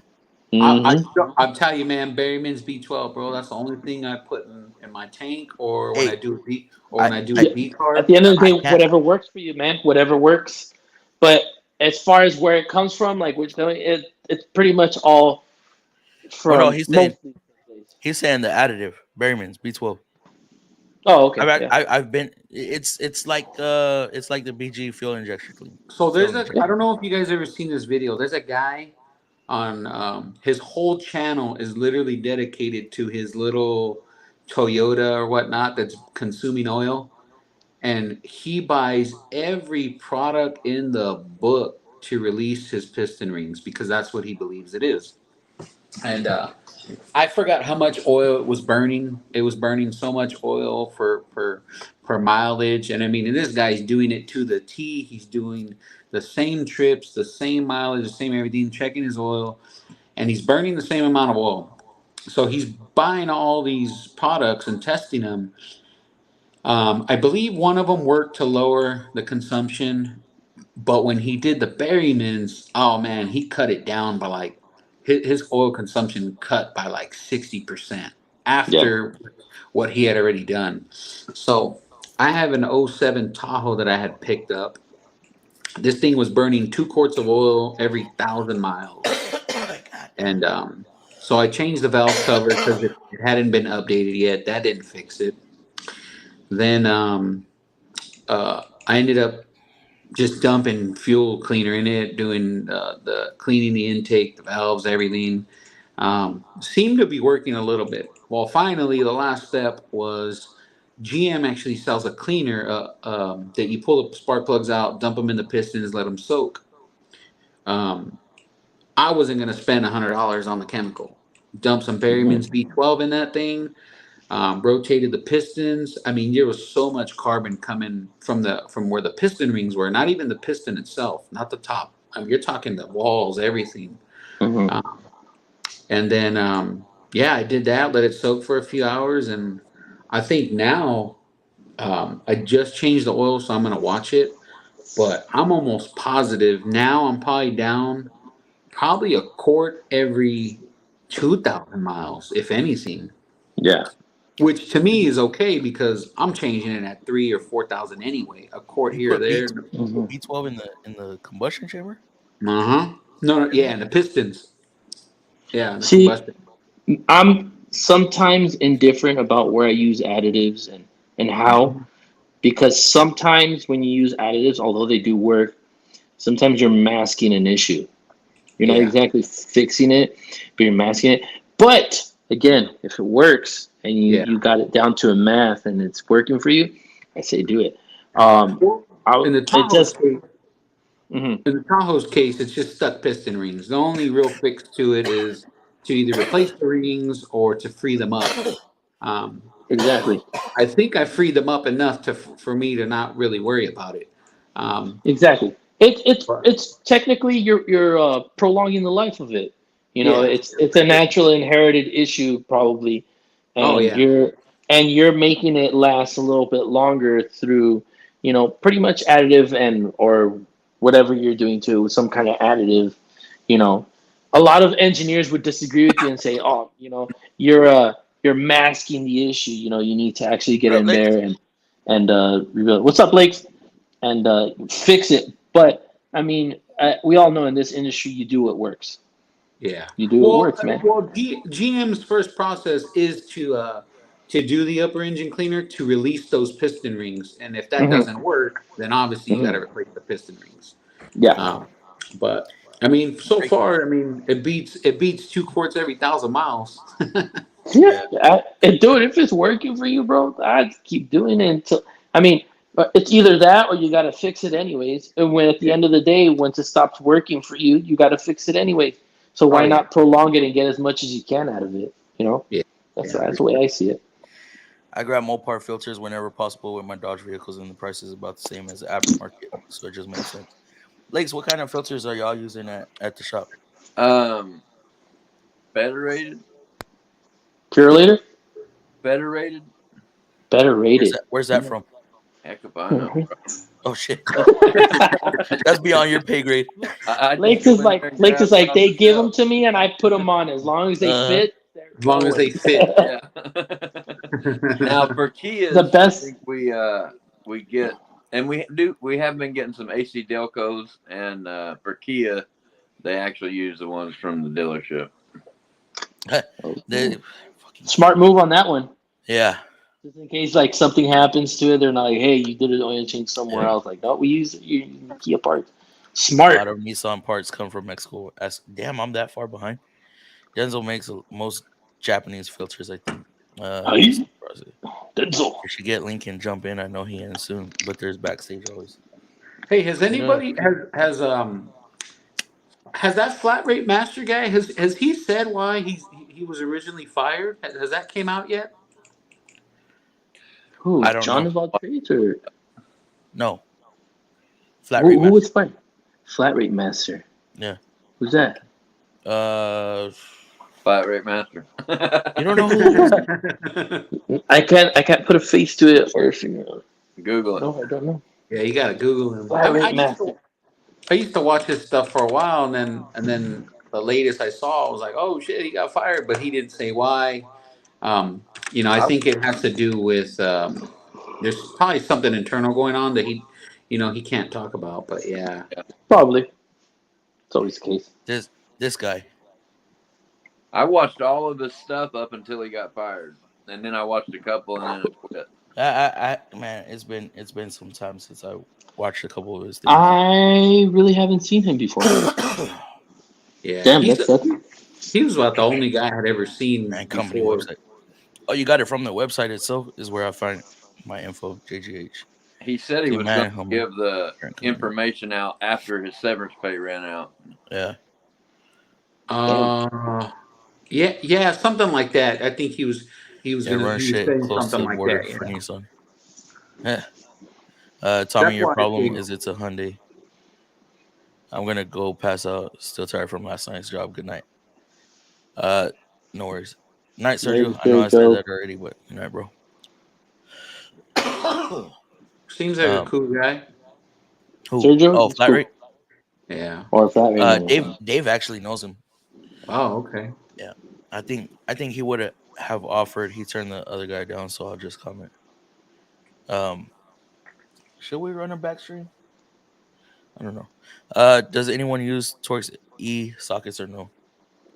Torx E is the flatter Torx, because regular Torx sockets, they fucking they're beveled. They're beveled like that. I have my Cornwall set. I don't know if they're beveled. Are we talking about the same? Squared, like Torx Plus, and I think they're called Torx. There's Torx tamper proof. It's got the hole in it, and then Torx Plus has got almost like a spline drive. But these are female. That just reminded me, dude. I was sockets. Yeah, like an E4 socket. Are you talking about like E8 for the compressor studs and stuff like that? Yeah, I got those, but I don't think they're beveled. Do you remember how Tarek? I don't know if it was Tarek. Fuck. I don't know if it was Tarek or somebody else. One of them mentioned. Remember, I said it looked like Proto was copying the RBRT technology, but then he mentioned that it's made in the same factory and stuff. I was looking into those Proto. They don't call them RBRT. They call them Advanced Hex technology. Oh, they call it Advanced Hex. They look exactly the same, bro. Exactly the same. I think I'm gonna buy it. I buy the set. You know how on our flex plates, our flywheels. I'll get everybody mad. Our flywheels. Okay, our flex plates, that's flywheels. Drive plate. Let's call them drive plates. There we go. Uh-huh. How they're Torx, right? Correct. And you put a regular Torx on there, and you're not deep enough, or it's too deep. Or inverted Torx, right? Inverted Torx. So the E Torx are like actually flat, or they like. To where I know exactly what you're talking about. Because we have to buy a special socket to take those off, because a regular inverted Torx, it doesn't grip until way into the socket, like it's beveled. I've never had any problems with taking them off though. What do you use? Don't tell me Snap-on. No, it's not even a brand you've even heard of. Does a 12-point socket not fit it? If I tell you the tool brand, you're gonna laugh. A 6-point. And I'm gonna send you a picture tomorrow. I'm gonna send you a picture tomorrow. But you know what the brand name is called? Can you guess? Anytime Tools. I never even heard of that. Exactly. But they work beautifully. I bought them in a pinch. My Mac ones, them and I was like, my Mac really ones. good. If I use my Mac ones, it barely grabs and it scares the hell out of me. Let me see if Sometimes I slip off of them. I just bought a 12 point. I just bought a 12-point, 12 millimeter deep socket to do I had to go do an oil pan on a Kia, I believe, and I didn't even realize that I had one that I used to use to remove the downpipes on the diesels. I already had one. I didn't even realize it. So only 12-point I own, I think. On the way home, on the drive home, I heard Dave talking about why do they call it triple square? It's a spline drive. It's not a spline drive. It's actual triple square. It's 12 points, and if you draw out a square on it, it's actually 3 squares. Perfectly squares. Yeah. Let's see. On man axles, on transit buses, in the Wabco disc brakes, it's 3 squares. Some companies call them triple squares instead of spline, so they don't have to pay fee for using their name, similar to Torx and Star. Later, Dave. They are bits. It's are extruded, not intruded. That's why they are triple square, not 12 spline. That's all marketing. It's the same gas anywhere you go. That's my understanding, or that's my how do you call it? Yes, I've seen actual fuel trucks. We have 2 fuel stations here where trucks go to get gas, and they will hit multiple your Walmarts, your Valeros, your Chevrons. I've seen it. It's crazy. And then other places have, so Walmart could have cheaper price gas and Chevron's going to have more expensive, but the same truck actually hit both those spots. So at that point, I just started putting gas wherever, unless it was some mom and pop place. But still, my trucks can go 40K to 75K per oil change. Damn. But they use big ass filters too. So I'll probably never use them. I found it. 6.7 diesel. I recommended 12K miles oil change. Should I follow that? Possibly. I posted it up there so you can see it on the chat. I think we used to do our see, those ain't as deep. They work perfect, Fluff. I've never had problems with them. That's what I'm saying. Let me see. I'm gonna pull this up. Yeah, pull it up. Oops. See, they're not as deep. Where it actually starts to bite. They bite. Now, let me see. Let's see if I can find the Mac ones. The Mac ones, the Torx doesn't start until like, I'm gonna exaggerate, but a quarter of an inch deep.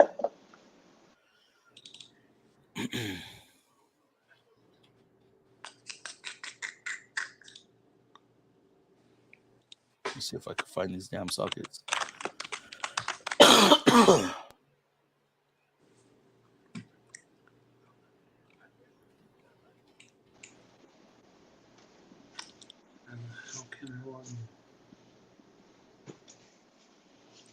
Yeah, did you check out the price of those things? The ones that I got? No, I didn't. Let me double check if they're the same price of when I got them. What the bro, really? Yeah, they're $14.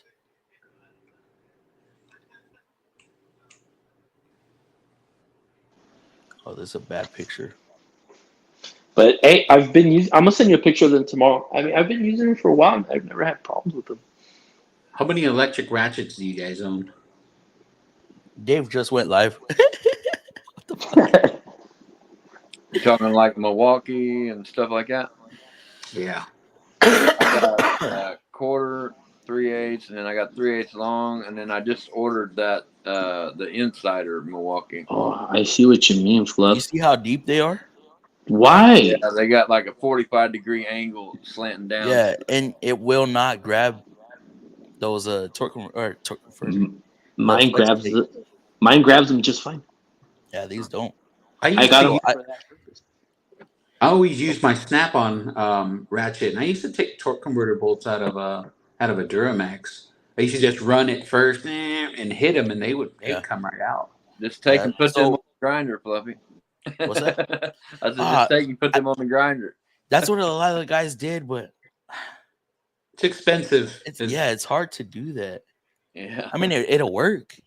It's hard. That's the only reason why we have it. When it breaks, too. Yeah. It's the only bad thing. The Snap-on ratchet. I mean, I think it's only a year, and then after that, I mean, you got to send it in and fix it. And I use my RBRT Matco sockets, and they work. Oh, let me show you those proto ones. How much are the RBRTs at? How much did you get your RBRTs for? I don't. Which ones? So I have the RBRTs from Matco, which are sockets, and then I have the bits from Mac. The bits. I don't have one set of RBRTs. I think I got them on special on the Mack truck for $99. That's not bad. A torque set. There you go. Those. How much did you get those for, Fluff? Which ones? The RBRTs bits, the torques. In other words. Where'd you send it? I haven't sent it to you yet, but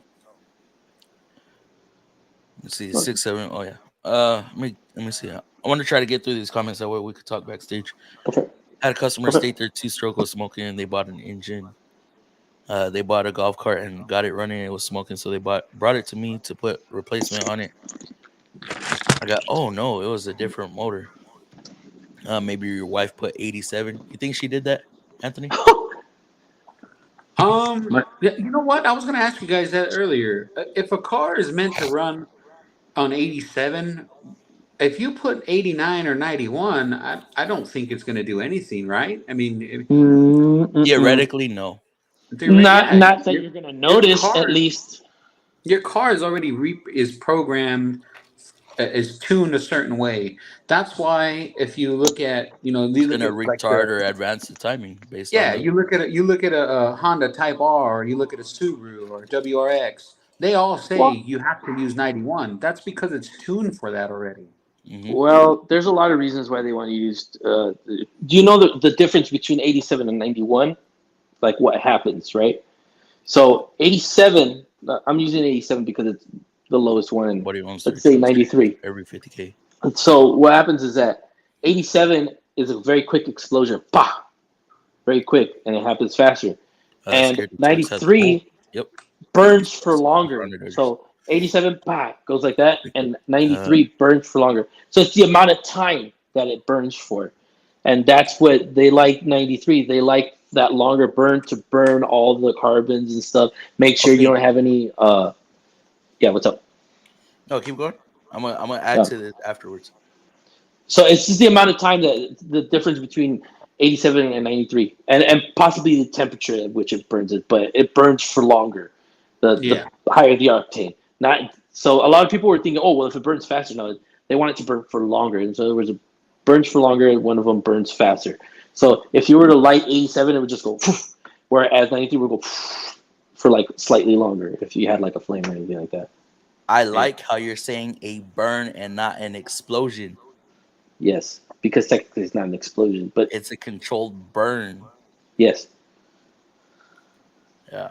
But in theory, if your car requires 91 and you put 87, you're gonna notice, reduce I mean, you're gonna have more knock. You're not gonna notice it. You're not gonna notice it, but the computer will. The computer will, yes. Yeah. In turn, may it use a little more fuel? Less Slightly, fuel? but I don't think that's the reason why. That's like stop-start bullshit. That could have been altitude level, incline, and then to go along with it, if she air did quality, 87, exactly. And then we're talking not just about 87, but the amount of ethanol, or if there's water in there, which all gasoline kind of has it, which is why they. Mine start at top. But technically speaking, it would. You get more blow by actually, right? If you use a lower octane, because again, it burns for a shorter amount of time. It doesn't burn everything clean. They just wanted to burn more clean. Is the idea? There's not going to be a noticeable difference. Like, you're not going to see it. Like, if you use 87, like on one full tank, you won't notice it. One full year, you might notice it. One full year of using just 87, but one time that you put 87, but there's so many variables throughout the year that you won't. Exactly. But let's say in a perfect world, and you had all the same variables in 1 year, you should, in theory, see a difference throughout a year. But in one setting, it's not. It's barely measurable. And like you said, you could slightly advance the timing or retard the timing, based on, what's going on. Once it's in, closed loop, it's going to run pretty much the same. Now, is it going to run cleaner? It's probably not going to run cleaner. You probably get more blow by, but maybe slightly less power, but not to the point where you're going to notice it at all, really. VP Racing fuel gas stations with 100 octane race fuel. I only know one of those that's even close to Arizona. Well, it's on the way. 98. I'll tell you one thing. You would, when it comes to that big of a jump difference in octane, you will notice the difference. Oh, yeah. You're going from 87 to 100. Yeah, you're going to notice the difference. Yeah. I think at the racetrack here, they had 110. They had 110 octane. God damn. Yeah. I've thought about, because I know there's octane boosters that you can get up there. Yeah. Thought about running it in the Cobalt, but what's he gonna do? I think you need to be at that point. Is the burn gonna be too long? To where I knew a guy that had a car, and it was from maybe the 60s, 61 maybe, and that thing wouldn't run unless you put octane booster in it. It just wouldn't run on 91. I've seen 100 octane. Might have been a problem with the timing. I can for sure feel the difference from 87. In what way, TBSS? Airport, we can get 110 octane. Hold on, you work at an airport, Shannon? Really? But that's pretty cool. Up there, yeah. The guys at the strip run jet fuel.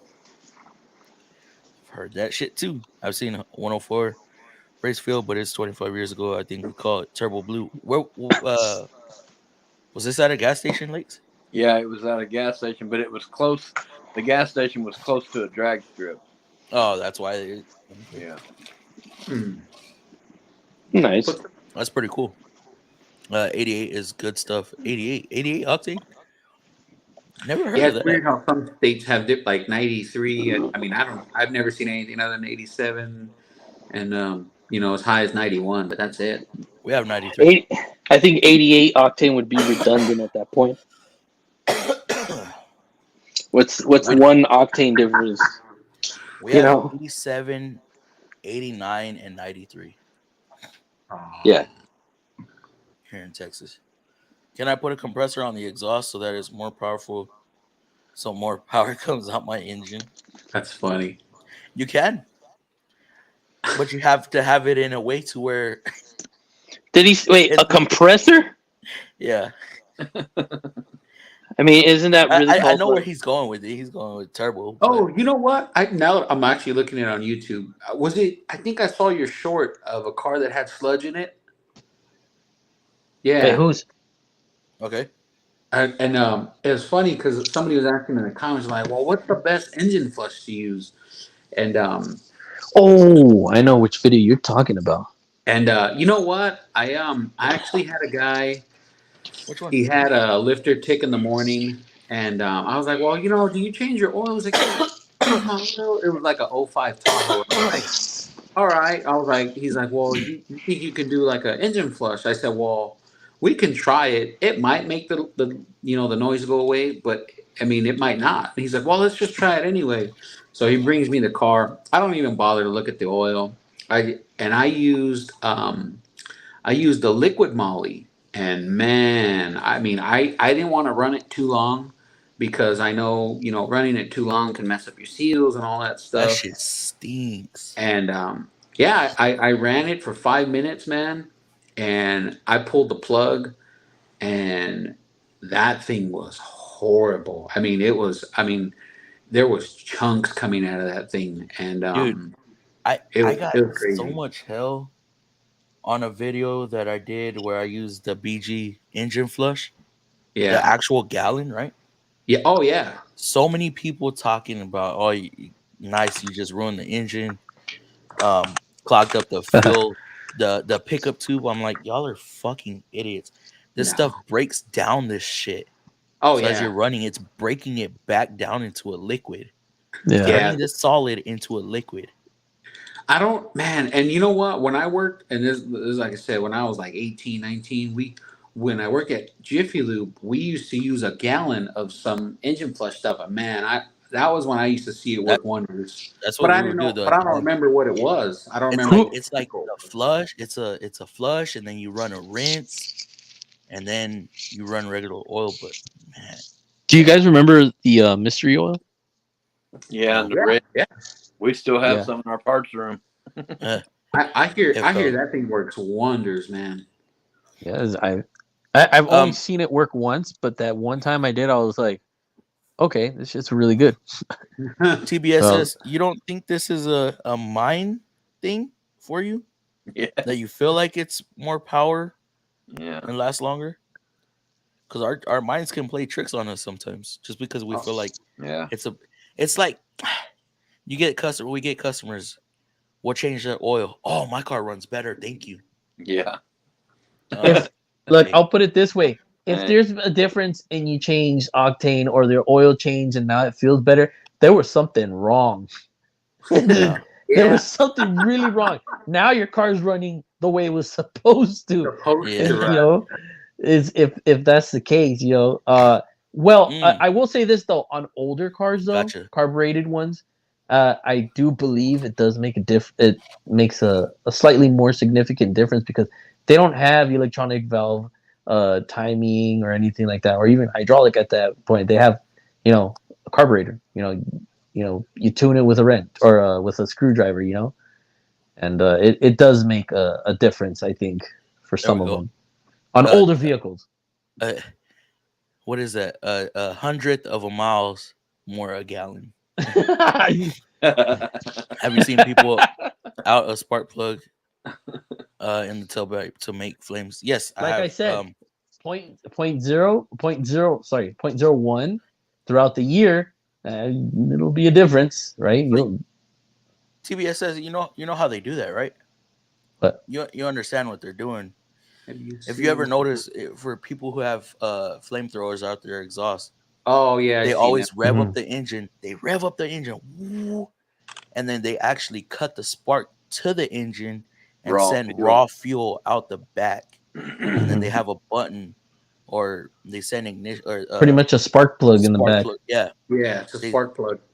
Sometimes they use a propane, like a gas grill igniter. Also, tick tick tick tick tick. They make kits for that for go-karts. You can put it on anything. Yeah, it's cool. It's cool. Small airplane airport for racing. There was let's a make guy. an engine that spins a There was a turbine. guy that actually, and we didn't have an engine flush at the time, and he sold it. So he used like a quarter, 2 quarts of tranny fluid out of the gun, and there was a guy at work that didn't like him, so he told on him, and then he was like, "No, like He's like, no, I did the engine flush, and they're like, okay. So they went to the inventory and saw that we hadn't had any for like a couple of days, so they fired him. That sucks. Why shoot yourself in the foot like that? You know? Yeah. Let's make an engine that spins a turbo to compress air for another engine. Ugh. Spins. Schaefer's Neutra for carbon work well. I want to tune the Fox body for jet fuel, but the price of jet fuel is crazy. Yep. I can't. Yeah, the price of regular fuel is crazy. Yeah, regular fuel is expensive. Did you guys? What's that, Lex? Did you guys see Cletus's video where they was running that 5.3 off of alcohol? No. Oh yeah, I just saw that yesterday, or was it today? That 5-gallon bucket of alcohol fuel cost, I think they said $500 for a 5-gallon jug of that stuff, bro. Gasoline will be there soon. TBS, is this stock or you have it modded? That could be the difference also. And they can buy it for cheaper than regular gas, but it's not hard to get your hand. So they bump up the price. Did you see the guy that ran the car off of 5 quarts of he ran the car off of 5 quarts of WD-40? Wow. Oh, that guy who did it on his I know there was a guy who did it in his Miata, right? I think it was a red one. Was that the guy? Yeah, it was a red one. Yeah, I seen that one. WD-40 is combustible. Oh, it's combustible. It blew up in the end and caught fire. Hey, it lasted a good long time though. Well, I was surprised. They were burning out. And I know, that's what they were doing, burning out. They're like nothing. It didn't even knock. I was like, what the heck? It was running for way too long before anything happened. I was like, what the heck? They were like trying to blow it up. I mean, I wonder if they would have treated it, if they didn't beat it up, how long would it last? Yeah, that's what I was gonna say. There's a video, and it's an old video, and it's funny too because it reminds me of when I worked at Jiffy Lube. Cars would come in, no oil. I'm talking about you fill this thing up to here of oil when you turn the plug. And it was no knocking, no nothing. The car ran great, and it was always a Honda. And so this video, they take 5 different cars, run them with no oil at I forgot, at a certain RPM. They want to see which one would blow up first, and they all blew up before the Honda. That dude, Nissan had similar stuff long to the old KAs, the KA24s. You could run them without oil and just put some oil in them, and then they were perfectly fine. You didn't see they did the same thing where they drained all the oil out of that old Nissan. I think it was either a Sentra or an Altima. No, it was an Altima, and they were burning out. They're like, why won't this thing die? And they were trying to kill that thing. And I'm just old Japanese, cast iron and the old Honda cast iron engines. Well, Honda had aluminum for a little while, a little bit before Nissan, but all those old Nissan 4-bangers and Hondas and the Toyota ones are freaking bulletproof, bro. They would not die. All right, guys, I'm gonna shut the stream down here. All right, chat with these guys a little bit backstage. So y'all have a good night. Thank y'all for watching. Good night, everybody. Good night, FM fam. Even when you feel low, you can still go. Even when you feel slow, you can still go. Even when there's no hope, you can still go. I never answer to no, man, I still go. Go, go, go, go, go, go, go, go, go, go, go, go, go. Hustle hard, hustle every single day. I'll be making moves till I'm buried in my grave. To the system, I don't wanna be a slave. I've been doing shit my way, or the highway. And in the driveway is a nice range. Cause I grind through the climb, I invite pain. You'll never hear me, bitch, nah, I don't complain. Just gotta flip the switch and you can go and obtain anything you want, anything you need. Your mind's got the key ingredient, it's belief. They'll deceive with the negativity, but I just slide right by that energy. Even when you feel low, you